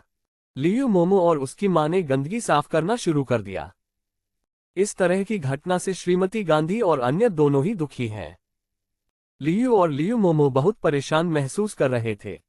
भाई चेन, मां और मैं पहले वापस चले गए। लियू मोमो ने अनिच्छा से अर्जुन रायजादा की ओर देखा। अर्जुन रायजादा ने सिर हिलाया, मां और बेटी को कठिनाई के बीच जाते हुए देख रहा था। लियू परिवार की बारबेक्यू शॉप में अर्जुन रायजादा अब फैंग जिक्सियाओ द्वारा चीजों को संभालने का इंतजार नहीं कर सका और फैटी लियू को अकेले कमरे में ले गया। जब वह बाहर आया तो अर्जुन रायजादा तरोताजा हो गया था, अपनी मुट्ठी लहरा रहा था। पिटाई बहुत संतोषजनक थी और उसने सोचा कि अब से फैटी लियू फिर से गड़बड़ करने की हिम्मत नहीं करेगा। 8 अध्याय 6 अध्याय 005 दूध छुड़ाया हुआ लाल दुपट्टा _28 अध्याय 6 अध्याय 005 दूध छुड़ाया हुआ लाल दुपट्टा _2 उस घटना के बाद अर्जुन रायजादा के पास जल्दी से सामान पैक करने और शिनहाई जिले में वापस जाने के अलावा कोई विकल्प नहीं था। ये देखते हुए कि उसका बटुआ लगभग खाली हो चुका था, उसने कल ड्यूटी पर रिपोर्ट करने के लिए तियानिया समूह जाने की योजना नहीं बनाई थी, लेकिन आज फैंग जिक्सियाओ के उकसावे से और 10,000 युआन से अधिक के मासिक वेतन के बारे में सुनकर अर्जुन रायजादा का दिल तेजी से धड़कने लगा। अरे यार, मेरे लिए जीने के लिए 10,000 प्रति माह काफी है। अगली सुबह अर्जुन रायजादा ने जल्दी से नहाया। यहाँ तक कि दाढ़ी भी बनाई, थोड़ा औपचारिक बिजनेस सूट पहना और एलिगेटर ब्रांड के चमड़े के जूते पहनकर बाहर निकला। बहुत आकर्षक लग रहा था। तियानिया ग्रुप में काम सुबह 9 बजे शुरू होता है। अर्जुन रायजादा तियानिया ग्रुप से ज्यादा दूर नहीं था, बस 10 मिनट की पैदल दूरी पर था। जैसे ही वह तियानिया समूह के प्रवेश द्वार पर पहुंचा, उसने पेशेवर महिलाओं के समूह को देखा जो बहुत ही आकर्षक कपड़े पहने हुए थीं। वाह, ये वास्तव में तियानिया समूह के नाम के अनुरूप है, इतनी सारी सुंदरियां। अर्जुन रायजादा तुरंत इस रमणीय दृश्य से मोहित हो गया। भाई, तुम यहाँ नए होगे। एक अजीब सा दिखने वाला आदमी पास आया और अर्जुन रायजादा के कान में फुसफुसाया, तुम्हें सतह से चकाचौंध नहीं होने देना चाहिए। ओह, क्या हुआ? अर्जुन रायजादा चौंक गया। मैं आपको बता दूं, घटिया आदमी ने धीमी आवाज में कहा, अफवाह है कि तियानिया ग्रुप की महिला बॉस रेहा ओबरॉय एक समलैंगिक है। उसने आगे कहा, तो यहाँ की ज्यादातर सुंदरियों की पसंद इसी तरह की होती है। यदि आप नए हैं तो निश्चित रूप से इन सुंदरियों के बारे में कोई विचार न करें। अरे सच में? अर्जुन रायजादा हैरान था कि इन सभी खूबसूरत महिलाओं की पसंद ऐसी कैसे हो सकती है। ठीक है, गपशप खत्म हो गई, मुझे अपना परिचय ठीक से देने दो। वह कामुक आदमी अचानक सीधा खड़ा हो गया और मुस्कुराते हुए बोला, मेरा नाम लियू शांग है। लियू का मतलब लियू देहुआ और शांग का मतलब कुलीन है। और आप कर रहे हैं? मैं अर्जुन रायजादा हूँ, नौकरी का पहला दिन है। अर्जुन रायजादा हंसा। ओह, आपका पहला दिन? कौन सा विभाग? लियू शांग ने उत्सुकता से पूछा। ओह, अंगरक्षक। अर्जुन रायजादा ने सिर हिलाया। सस। लियू शांग ने तेज सांस ली। हे भगवान, यह आदमी एक अंगरक्षक है। कहने की जरूरत नहीं है, श्रीमान के अलावा रेहा ओबरॉय पूरे तियानिया समूह में और कौन एक अंगरक्षक रख सकता है। पब फ्यूचर विज्ञापन। लियू शांग ने अपने होठों को चटकाया और जल्दी से अर्जुन रायजादा को एक तरफ खींच लिया। ईर्ष्या से कहा, भाई तुम भाग्यशाली हो, तुम्हें मिस्टर अर्जुन रायजादा देखने को मिलेंगे। ली हर दिन। क्या आप कभी मेरे लिए उसकी एक तस्वीर खींच सकते हैं? मैं इसके लिए 100 युआन का भुगतान करूंगा। मैं इसे दीवार पर टांगना चाहता हूं ताकि हर सुबह सबसे पहले मैं कुछ मिनटों के लिए उसे निहारूं। हे मेरी देवी! ओह! अर्जुन रायजादा घबरा गया और बोला, क्या वह समलैंगिक नहीं है? आप इसे किस लिए चाहते हैं? अरे, भले ही वह समलैंगिक है, लेकिन अगर मैं उसे समलैंगिक नहीं मानता तो कोई बात नहीं। लियू शांग ने लगभग विनती करते हुए कहा, भाई मेरी खुशी तुम पर निर्भर है। बस मुझे एक फोटो लेने में मदद करो। मैं इसे खरीदने के लिए तुम्हें 100 युआन दूंगा। फिर मैं इसे दीवार पर टांग दूंगी और हर दिन जब मैं जागूंगी तो कुछ मिनटों तक इसे देखती रहूंगी। हे मेरी देवी! अर्जुन रायजादा का दिमाग पसीने से भर गया क्योंकि वह जल्दी से लियू शांग की पकड़ से मुक्त हो गया और तियानिया समूह में भाग गया, आसानी से 15वीं मंजिल पर पहुंच गया और सीधे मानव संसाधन विभाग में रिपोर्ट करने के लिए चला गया। तियानिया समूह बहुत बड़ा था। हेवनली बिल्डिंग तियानिया ग्रुप का मुख्यालय था और पूरी इमारत में 20 मंजिलें थीं। इसका बाहरी हिस्सा नीले रंग के पर्दे वाली दीवार के शीशे से बना था, जो बहुत प्रभावशाली लग रहा था, और इसके अंदर हजारों कर्मचारी रहते थे। इमारत में प्रवेश करते ही अर्जुन रायजादा को अंततः उस स्थान की भव्यता समझ में आ गई। निश्चय ही ये किसी भी स्थान से अतुलनीय था। क्या आपने कभी ऐसी फर्श टाइलें देखी हैं जिनका उपयोग दर्पण के रूप में किया जा सकता है? क्या आपने कभी फ्रंट ऑफिस लॉबी देखी है जो सैकड़ों वर्ग मीटर में फैली हो? क्या आपने ऐसे किसी समूह के बारे में सुना है जिसके पास अपना निजी जिम, स्विमिंग पूल और विभिन्न वाचनालय हों? खैर, अगर आपने ऐसा नहीं किया है तो आप तियानिया ग्रुप पर नजर डालना चाहेंगे। अपने कर्मचारियों के अवकाश जीवन को समृद्ध बनाने के लिए उन्होंने कर्मचारियों के मनोरंजन के लिए अनेक खेल और मनोरंजन स्थल उपलब्ध कराए, जिनका उपयोग कार्य समय के बाद भी निःशुल्क किया जा सकता था। नमस्ते, क्या ये मानव संसाधन विभाग है? अर्जुन रायजादा 15वीं मंजिल पर एक कार्यालय के दरवाजे पर काफी देर तक हिचकिचाया, आखिरकार वह अंदर गया। क्या तुम दरवाजे पर लगे बोर्ड को नहीं पढ़ सकते? दफ्तर के अंदर एक भारी भरकम औरत ने अर्जुन रायजादा को घूरा, जिसके नितंब किसी बड़े चक्की के पत्थर जैसे लग रहे थे, और बोली, तुमने सुबह सुबह ही किसी को परेशान कर दिया। ओह! अर्जुन रायजादा चौंक गया। बताओ, तुम यहाँ किस लिए आए हो? कुछ रिकॉर्ड चेक करने? महिला ने अपना चश्मा नाक पर चढ़ा लिया। पब फ्यूचर द्वारा विज्ञापन। पब फ्यूचर विज्ञापन। वाह! मैं नया अंगरक्षक हूँ। अर्जुन रायजादा ने निगलते हुए सोचा कि यह महिला डरावनी थी। उसका नितंब एक विशाल चक्की के पत्थर की तरह भयानक था। उसके नथुने फैले हुए थे, उसकी आंखें सेम के आकार की थीं और उसकी कमर उसकी छाती जितनी बड़ी थी। आप नए नियुक्त किए गए अंगरक्षक हैं।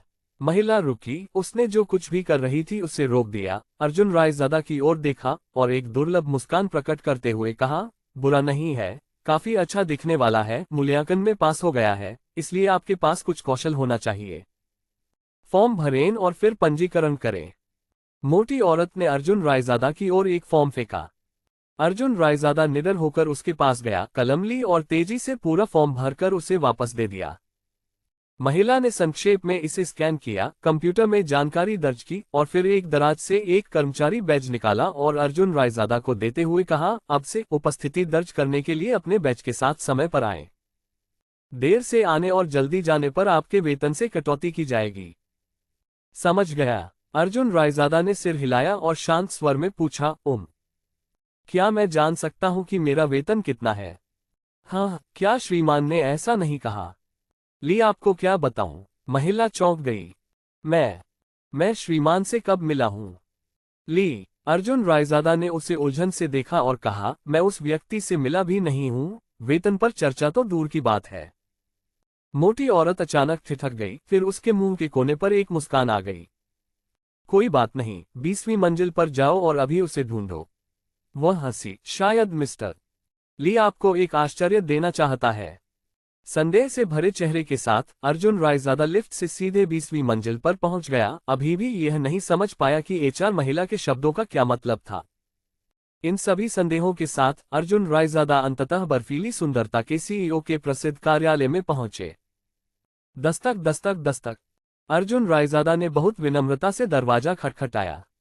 अंदर आइए। अंदर से एक कठोर महिला की आवाज आई, जो विशेष रूप से ठंडी लग रही थी, मानो उसमें कोई भावना नहीं थी।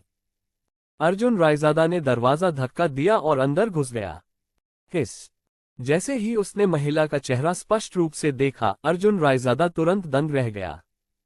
एक अत्यंत सुंदर चेहरा, त्वचा पीली और चमकदार जैड की तरह, काले रंग की ओएल वर्दी पहने हुए, ऊपरी हिस्सा थोड़ा खुला हुआ, जिससे गहरी क्लीवेज दिख रही थी, और दूध से भीगे स्तनों जैसे दो पीले उभार जो अथाह प्रतीत हो रहे थे।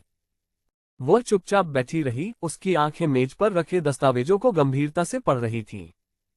उसके परिवार ने उसे त्याग दिया, लेकिन इससे वह रुकी नहीं। ब्रेनबेरीज।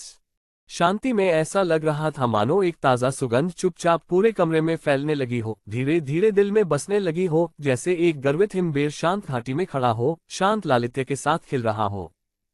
चाहे उसके आसपास कितने भी लोग क्यों न हो, वह एक खाली जंगल में अकेली प्रतीत होती थी। उसकी हर नज़र और अभिव्यक्ति से उन्मुक्त आत्मा वाले रोमांस का आभास होता था। अर्जुन रायजादा उस महिला के शांत व्यवहार से पूरी तरह मोहित हो गया। अचानक महिला ने अर्जुन रायजादा की ओर देखा और उसने अपनी नसों पर एक कोमल स्पर्श महसूस किया। ये चेहरा इतना जाना पहचाना क्यों लग रहा था? अर्जुन रायजादा तुरंत चौंक गया। हे भगवान, क्या यह नहीं है? यह है नौकरी के साक्षात्कार में महिला परीक्षक। कैसे? वह मिस्टर कैसे बन गईं? ली।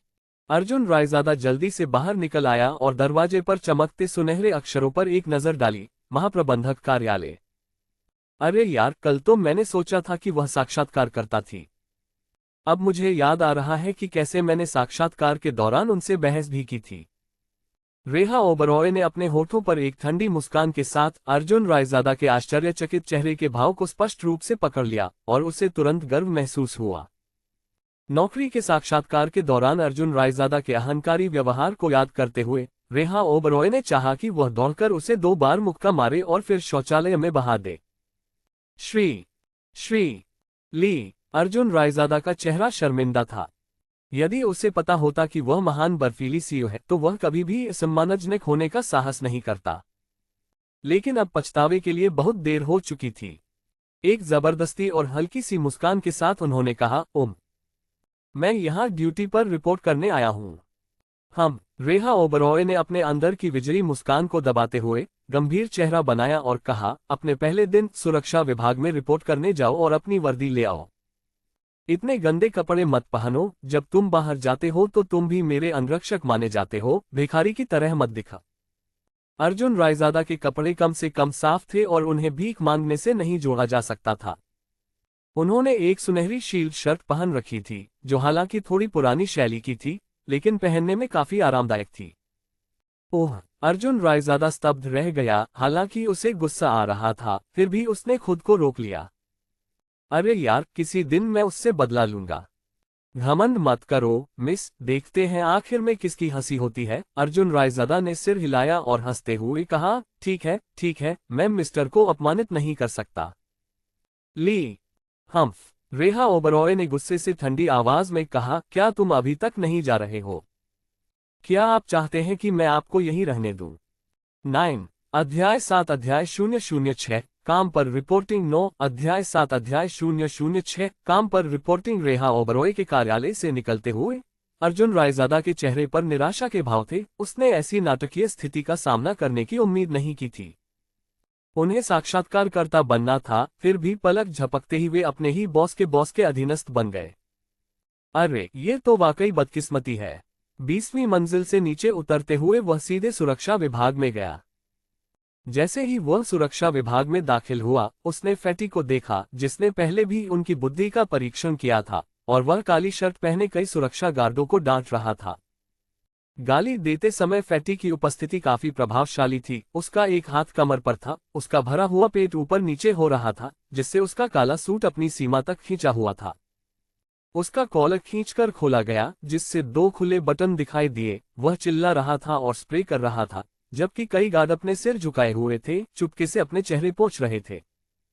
तुम निकम्मे लोगों का झुंड ये सरल कार्य भी नहीं कर सकते।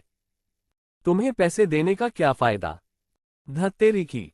फैटी गुस्से में दहाड़ा। अर्जुन रायजादा हैरान होकर अंदर आया और फैटी ने तुरंत उसे देखा, एक भयंकर चेहरे के साथ देखा और पूछा, तुम क्या चाहते हो? आप किस विभाग से हैं? ओह! अर्जुन रायजादा दंग रह गया, फिर जल्दी से मुस्कुराया, अपनी जेब से premium red double happiness cigarette का एक पैकेट निकाला और एक देते हुए कहा, फैटी, लो, एक ठंडा करो। क्या ये तुम हो? फैटी ने उसे आश्चर्यचकित होकर देखा और कहा, तुम सचमुच परीक्षा में पास हो गए। हे, तुमने मुझे कम आंका है ना? अर्जुन रायजादा ने फैटी के कंधे पर हाथ रखते हुए हंसते हुए कहा, वे कुछ लोग मेरे सामने कुछ भी नहीं थे। मैं आज सुरक्षा विभाग को रिपोर्ट करने आया हूं। मुझे उम्मीद नहीं थी कि मैं किसी पुराने दोस्त से मिलूंगा। क्या आप मुझे बता सकते हैं कि मुझे कहां पंजीकरण कराना होगा? रजिस्टर। फैटी मुस्कुराया, वहां अभी भी खड़े अन्य गार्डों की ओर मुड़ा और चिल्लाया, तुम किसका इंतजार कर रहे हो? भाग जाओ, जब तक कि तुम इसके लिए नहीं कह रहे हो। ये सुनकर सुरक्षा गार्ड जल्दी से एक दूसरे को धक्का देकर बाहर भागे और पलक झपकते ही गायब हो गए। फैटी ने अर्जुन रायजादा की ओर मुस्कुराते हुए कहा, तुम काफी सक्षम हो, है ना? तो क्या आप ही थे जिन्होंने उन लोगों को अस्पताल में भर्ती कराया? अर्जुन रायजादा चौंक गया, उसे एहसास हुआ कि उसने उन लोगों को अस्पताल में भर्ती करा दिया है। ऐसा लग रहा था कि उसे पता ही नहीं था कि ऐसा हुआ था। ऐसा लगता है कि अब से उसे काम पर सावधान रहना होगा। उसने अभी तक नौकरी शुरू भी नहीं की है और उसने अपने सहकर्मियों के साथ दुश्मनी बना ली है, जो परेशानी का सबब बन सकती है। फैटी, अब से मेरा ख्याल रखना। अर्जुन रायजादा ने फैटी के कंधे पर थपथपाया और मुस्कुराते हुए पूछा, मुझे तुम्हारा सम्मानजनक उपनाम और नाम नहीं पता। उपनाम ली, बस मुझे ली चेंग कहो। ली चेंग ने अर्जुन रायजादा की ओर देखा, अपनी मेज की ओर चला गया, फिर एक अनुभव फॉर्म निकाला और अर्जुन रायजादा को देते हुए कहा, बच्चे, जल्दी से यह फॉर्म भर दो ताकि मैं तुम्हारे लिए एक वर्दी ला सकूं। पब फ्यूचर द्वारा विज्ञापन। पब फ्यूचर विज्ञापन। तो फैटी, तुम यहाँ प्रभारी हो। मेरी खुशी। अर्जुन रायजादा ने अपने दांतों में लाल डबल खुशी दबाते हुए जल्दी से फॉर्म लिया और उसे भर दिया। काम पूरा करने के बाद उन्होंने इसे ली चेंग को वापस सौंप दिया और फिर उनसे सुरक्षा गार्ड गियर का एक सेट प्राप्त किया। ली चेंग ने अर्जुन रायजादा को चाबियों का एक सेट देते हुए कहा, यह आपके निजी लॉकर के लिए है। इस नौकरी को बॉडीगार्ड कहा जाता है, लेकिन वास्तव में ये सुरक्षा से बहुत अलग नहीं है, बस आप वही काम नहीं करेंगे। जब श्री ली बाहर जाता है, आपको हर समय उसका पीछा करना होगा। और याद रखो, अपने आप को इंसान मत समझो, बस अपने आप को एक कुत्ता समझो। हाँ, अर्जुन रायजादा अचंभित रह गया और तुरंत सम्मानजनक व्यवहार करने लगा। आखिरकार अब उसे फैटी के अधीन ही रहना होगा। यदि संभव हो तो अपमान न करना ही बेहतर है। अच्छा, कड़ी मेहनत करो और मैं तुम्हारा काम संभाल लूंगा। फैटी ने हंसते हुए अर्जुन रायजादा के कंधे पर थपथपाया और कहा, बच्चे तुम बुरे नहीं हो। आपके समर्थन की सराहना करता हूं फैटी, अर्जुन रायजादा ने कहा और वर्दी लेकर चला गया। काम का पहला दिन वास्तव में कोई औपचारिक कार्य दिवस नहीं था। घर जाने से पहले केवल पंजीकरण और वर्दी लेने का काम था। Pub future ads. वर्दी पहनने में आलस्य के कारण जब उसका फोन बजा तो उसने उसे सोफे पर फेंक दिया। नंबर देखकर पता चला कि यह लियू मोमो का कॉल था। भाई चेन, आज मेरे आराम का आखिरी दिन है, मेरे साथ खरीदारी पर चलो। लियू मोमो की आवाज बहुत मीठी थी। हर बार जब वह अर्जुन रायजादा से बात करती थी तो उसके स्वर में भरोसे का भाव होता था। जरूर, मैं अभी कपड़े बदल लूंगा। विश्वविद्यालय के गेट पर मेरा इंतजार करो। अर्जुन रायजादा तुरंत सहमत हो गया। किसी सुंदरी के साथ डेट करना कोई छोड़ने वाली बात नहीं थी। उन्होंने तुरंत ही सिर से पैर तक नए कपड़े पहन लिए। सब कुछ नया था और नई सुरक्षा वर्दी भी उपयोगी साबित हुई। गहरे नीले रंग की पोशाक पहनने से अर्जुन रायजादा असाधारण लग रही थी। बिखरे बाल, मोटी भौहें, चमकदार आंखें और लंबा शरीर। जैसा कि सहमति हुई थी, उन्होंने अपनी कुछ पुरानी ऑटो कार को जियांगहुआई विश्वविद्यालय तक चलाया। शिनहाई जिले से जियांगहुआई विश्वविद्यालय की दूरी ज्यादा नहीं थी, बस कुछ ही मिनट की दूरी थी। दूर से वह लियू मोमो को एक पुष्प पोशाक पहने हुए विश्वविद्यालय के द्वार पर खड़ा देख सकता था। उसका गोरा और पतला हाथ उसकी आंखों को धूप से बचा रहा था। उसके चेहरे पर चिंता की झलक थी। अपने आसपास की लड़कियों की तुलना में वह भीड़ से अलग दिख रही थी। सचमुच देखने लायक दृश्य था। संभवतः उसके अच्छी तरह से व्यायाम किए हुए शरीर ने उसे एक संतुलित कद दिया था, जिसमें भरपूर छाती और उठे हुए नितंब थे। एक अच्छी तरह से विकसित युवा महिला का प्रतीक। लंबे पैर, पतली कमर और लगभग 1 मीटर 67 की ऊंचाई। इससे अधिक बहुत अधिक होगा, इससे कम बहुत कम होगा। यहां तक कि अर्जुन रायजादा जैसा आलोचक व्यक्ति भी उसकी प्रशंसा करने से खुद को नहीं रोक सका। एक चीख के साथ ऑटो लियू मोमो के सामने रुक गया।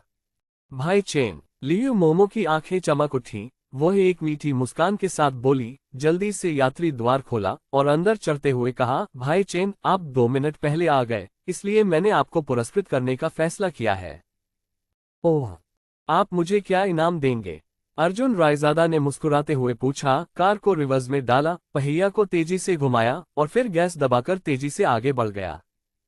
10 अध्याय 7 अध्याय 006 कार्य पर रिपोर्टिंग _2 10 अध्याय 7 अध्याय 006 कार्य पर रिपोर्टिंग _2 ही। लियू मोमो खिलखिलाकर हंसी। उसके गालों पर हल्की सी लाली छा गई। उसने जल्दी से अर्जुन रायजादा के चेहरे पर चोंच मारी और कहा, यह भाई चेन का इनाम है। ओह, अर्जुन रायजादा चौंक गया। लियू मोमो की ओर देखने पर उसने देखा कि वह पहले ही खिड़की से बाहर देखने के लिए मुड़ चुकी थी और उसकी नजरों से नजरें मिलाने की हिम्मत नहीं जुटा पा रही थी। लेकिन अर्जुन रायजादा स्पष्ट रूप से लियू मोमो के गालों पर लालिमा देख सकता था, जो लगभग उसके कानों की जड़ों तक पहुंच गई थी। अर्जुन रायजादा असहाय होकर हंसा और एक्सीलेटर को थोड़ा जोर से दबाया। साउथ गेट कमर्शियल स्ट्रीट जियांगहुआई शहर का सबसे बड़ा व्यापार केंद्र और एक प्रसिद्ध पैदल यात्री सड़क थी। इसकी शुरुआत 80 के दशक में एक पत्थर से बनी प्राचीन सड़क के रूप में हुई थी और अब यह एक आधुनिक वाणिज्यिक केंद्र के रूप में विकसित हो चुका है। आसानी से पार्किंग स्थल ढूंढना, क्योंकि उस समय कार रखना आसान नहीं था। आप जहां भी जाते थे, पार्किंग शुल्क देना अनिवार्य था। पार्किंग से बाहर निकलकर दोनों आराम से इधर उधर टहलने लगे। तभी लियू मोमो के गालों की लाली गायब होने लगी। अर्जुन रायजादा की बांह पकड़ते हुए उसने कहा, भाई चेन, मैं अधोवस्त्र का एक सेट खरीदना चाहती हूँ। क्या आप मेरे साथ आना चाहते हैं? अर्जुन रायजादा की आंखें लियू मोमो पर चौड़ी हो गईं और उन्होंने कहा, नहीं। वास्तव में? क्या तुम नहीं जाना चाहते? लियू मोमो ने हल्के से भौहें चढ़ाईं। ऐसा नहीं है, ऐसा नहीं है। अर्जुन रायजादा ने जल्दी से अपना सिर हिलाया और कहा, यह सिर्फ इतना है कि शायद मेरे लिए जाना अच्छा नहीं होगा। इसमें क्या गड़बड़ है? लियू मोमो ने उसे देखा और उसे अधोवस्त्र की दुकान की ओर खींच लिया। मेंग लीना नामक एक महिला अधोवस्त्र की दुकान। वहां लोगों की भीड़ थी, जो ये दर्शाता था कि व्यापार अच्छा चल रहा था। पब फ्यूचर विज्ञापन। लड़कियों के समूह अपने अपने प्रेमी को घसीटते हुए अपने लिए उपयुक्त अधोवस्त्र की तलाश में घूम रहे थे। दुकान में अन्य पुरुषों को देखकर अर्जुन रायजादा अंततः शांत हो गया, कम से कम वह अकेला नहीं था। हालांकि वह उन लोगों के चेहरों पर दिख रही पीड़ा को देखकर सहानुभूति महसूस कर सकता था। भाई चेन, क्या यह अच्छा लग रहा है? लियू मोमो ने गुलाबी ब्रा दिखाए। सस। अर्जुन रायजादा ने अपना सिर घुमाया और तुरंत हौंफते हुए कहा, ये बहुत सेक्सी था, है ना? इस ब्रा का कपड़ा बहुत ही कंजूस था, यह मुश्किल से हथेली के आकार की थी और काफी पतली थी, इसकी कीमत 199 थी। ये तो दिनदहाड़े डकैती है ना? ये स्टाइल वास्तव में बहुत अच्छा है। एक सेल्स लेडी मुस्कुराती हुई आई और बोली, यह इस साल हमारी सबसे ज्यादा बिकने वाली चीज है, नवीनतम स्टाइल है और यह वास्तव में सस्ती है। इस पर अब विशेष छूट है। नहीं, यह नहीं। अर्जुन रायजादा ने तुरंत अपना सिर हिलाया और कहा, मोमो, ये तुम्हारे लिए उपयुक्त नहीं है। आह, क्यों? लियू मोमो उलझन में दिखी, उसने तुलना करने के लिए अधोवस्त्र को अपनी छाती के पास उठाया। आप अभी भी जवान हैं, ये शैली आपके लिए उपयुक्त नहीं है। अर्जुन रायजादा ने जोर देकर कहा, सीधे शेल्फ से एक अधिक रूढ़िवादी ब्रा उठाते हुए कहा, आपको इस तरह की ढीली ब्रा चुननी चाहिए। बहुत अधिक टाइट ब्रा पहनने से स्थानीय रक्त और लसीका परिसंचरण प्रभावित हो सकता है और विभिन्न स्तन रोग आसानी से उत्पन्न हो सकते हैं। लियू मोमो अचानक दंग रह गई और उसने अर्जुन रायजादा के हाथ से ब्रा ले ली। उसकी जिज्ञासा स्पष्ट थी, भाई चेन, आप इसके बारे में बहुत कुछ जानते हैं। यह मेरी पिछली नौकरी से संबंधित है। अर्जुन रायजादा हल्के से मुस्कुराया और कहा, आप केवल 18 वर्ष की हैं, ब्रा कम पहनना बेहतर है, ये स्तन विकास के लिए अच्छा नहीं है। ठीक है। लियू मोमो ने अर्जुन रायजादा द्वारा चुनी गई ब्रा ली और सेल्स लेडी से उसे पैक करने के लिए कहा। मैं भुगतान करूंगा, अर्जुन रायजादा ने बहादुरी से कहा। आखिरकार वह लियू मोमो की पारिवारिक स्थिति के बारे में जानता था। लियू मोमो ने मना नहीं किया, उसने मन ही मन सोचा, देर सवेर उसे भाई चेन के पास जाना ही था, तो क्या उसका पैसा मूलतः उसका नहीं था? खरीद के बाद लियू मोमो अर्जुन रायजादा के साथ हाथ में हाथ डाले घूमते रहे। पब फ्यूचर द्वारा विज्ञापन। पब फ्यूचर विज्ञापन। जब वे दोनों खाने के लिए जगह ढूंढ रहे थे तो काले सूट में एक आदमी उत्सुकता से लियू मोमो के पास से भागा और लगभग उसे गिरा ही दिया। जैसे ही अर्जुन रायजादा जोर से गाली देने वाला था, वह आदमी जल्दी से पलटा और माफी मांगी। माफ करना, बहुत माफ करना। इस तरह के छोटे मोटे धक्के बिल्कुल सामान्य थे और चूंकि यह जानबूझकर नहीं लग रहा था, इसलिए अर्जुन रायजादा ने कोई हंगामा नहीं किया और बुदबुदाया, जहां चल रहे हो वहां सावधान रहो। हाँ, वह आदमी जल्दी से मुड़ा और चला गया। उस आदमी की पीछे हटती हुई आकृति को देखकर अर्जुन रायजादा को अचानक एक अजीब सी अनुभूति हुई। तार्किक रूप से लोग चलते समय आगे की ओर देखते हैं, लेकिन इस आदमी की निगाहें बार बार बाईं और दाईं ओर घूम रही थीं। इसके अलावा उसके हाथ जेबों में भी ठूंस दिए गए थे। अर्जुन रायजादा ने उस आदमी को अजीब निगाहों से देखा और अनजाने में ही उसकी जेब से निकले काले धातु के आधे टुकड़े की झलक देख ली। ब्लैक लैकर, एक घरेलू रूप से निर्मित 64 प्रकार की हैंडगन। अर्जुन रायजादा की आंखें भय से चौड़ी हो गईं। किसी भीड़ भाड़ वाले इलाके में एक हैंडगन का दिखाई देना कोई मामूली बात नहीं थी। ये या तो डकैती थी या फिर पूर्वनियोजित हत्या। किसी भी स्थिति में समुद्र तटीय शहर जियागुआई में भयंकर तूफान आ सकता है। नहीं, मुझे उसे रोकना होगा। मोमो, पहले तुम वापस जाओ, मुझे कुछ ध्यान रखना है। अर्जुन रायजादा ने जल्दी से लियू मोमो के कंधे को पकड़ लिया, उसका चेहरा दबाव में था, और कहा, याद रखना, पीछे चलो, आगे मत जाओ। आह, क्या हो रहा है? अर्जुन रायजादा की आंखों में भाव देखकर लियू मोमो को पता चल गया कि उसने कुछ खोज लिया है, अन्यथा भाई चेन के कौशल के साथ वह इतना चिंतित नहीं होता। लियू मोमो ने जल्दी से उसका हाथ पकड़ लिया और पूछा, भाई चेन, क्या कोई खतरा है? चलो साथ चलें। पब फ्यूचर विज्ञापन। नहीं, मुझे अभी भी कुछ काम है। अर्जुन रायजादा ने जल्दी से भागते हुए काले व्यक्ति पर नजर डाली, लियू मोमो को धक्का दिया और कहा, जल्दी करो और जाओ, मैं तुम्हें बाद में ढूंढ लूंगा। ये कहकर वह मुड़ा और चला गया। लियू मोमो उनके पीछे जाना चाहती थी, लेकिन उसे भाई चेन के पीछे एक बोझ की तरह महसूस हो रहा था, इसलिए उसने अर्जुन रायजादा की बातों का पालन किया और जल्दी से वापस चली गई। भाई चेन पर बोझ पड़ने के डर से पीछे मुड़कर नहीं देखा। इस बीच अर्जुन रायजादा काले कपड़े पहने आदमी के पीछे पीछे चल रहा था और कवर के तौर पर एक स्टैंड से अखबार खरीद रहा था। हालांकि ऐसा प्रतीत हुआ कि काले कपड़े पहने वह व्यक्ति नौसिखिया था तथा उसे प्रति निगरानी का बुनियादी ज्ञान नहीं था। भीड़ के बीच से एक कोने के पास से गुजरते हुए काले कपड़े पहने वह आदमी एक स्तंभ के पीछे खड़ा था। उसकी निगाहें पैदल मार्ग पर स्थित एक उच्च श्रेणी के बुटीक की ओर जा रही थी, लुई वुइटन। काले कपड़े में लपेटी गई 64 प्रकार की काली पिस्तौल को धीरे धीरे उसकी जेब से निकाला गया ताकि राहगीरों को पता न चले कि उसके हाथ में क्या है। बंदूक की नली सीधे लुई विटॉन स्टोर के प्रवेश द्वार की ओर तान दी गई थी। उसी समय एक नाजुक सी आकृति दुकान से बाहर निकली, लंबी और फैशनेबल बाल स्याही की तरह काले सुंदर चेहरे और गुलाबी रत्नजड़ित चश्मा पहने हुए। अर्जुन रायजादा आश्चर्यचकित रह गया। हे भगवान, क्या यह मेरे तात्कालिक बॉस श्रीमान नहीं है? ली, उसने आगे देखा और काले कपड़े पहने आदमी की उंगली पहले से ही सुरक्षा पकड़ को छोड़ चुकी थी। उसकी उंगली बंदूक के ट्रिगर पर टिकी हुई थी, किसी भी क्षण फायर करने के लिए तैयार। हत्या, एक शूटिंग। अर्जुन रायजादा के दिमाग में तुरंत हाल ही की एक घटना की खबर आई जिसमें रेहा ओबरॉय को फैक्ट्री में गोलीबारी का निशाना बनाया गया था। क्या दोनों घटनाओं के बीच कोई संबंध हो सकता है? और ध्यान भटकने के उस क्षण में काले कपड़े पहने आदमी ने निर्णायक ढंग से ट्रिगर खींच दिया। स्नैप!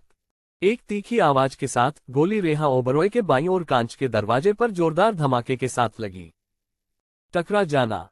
इसके बाद एक जोरदार आवाज हुई और लुई विटॉन स्टोर का दरवाजा अनगिनत टुकड़ों में टूट गया। काले कपड़े पहने आदमी ने जब देखा कि उसका पहला निशाना चूक गया है तो वह दूसरा प्रयास करने ही वाला था कि अर्जुन रायजादा ने बिना किसी हिचकिचाहट के अपनी छाती से खंजर निकाल लिया। छींटे! खंजर तुरंत ही काले कपड़े पहने आदमी की बाह में धंस गया। 64 प्रकार की पिस्तौल जमीन पर गिर गई और आदमी ने सदमे से चीख मारी। अपना सिर घुमाकर देखा तो अर्जुन रायजादा कुछ ही दूरी पर उसकी ओर दौड़ रहा था। इसी बीच सड़क के किनारे काले सूट पहने दो मजबूत आदमी एक अस्पष्ट काले इलेंट्रा से अपना सिर बाहर निकालते हैं। अच्छा नहीं है, स्थिति बदल गई है, ड्राइवर ने गैस पेडल दबाते हुए कहा। पीछे हटो। यात्री सीट पर बैठे आदमी ने शांति से अपना सिर हिलाया।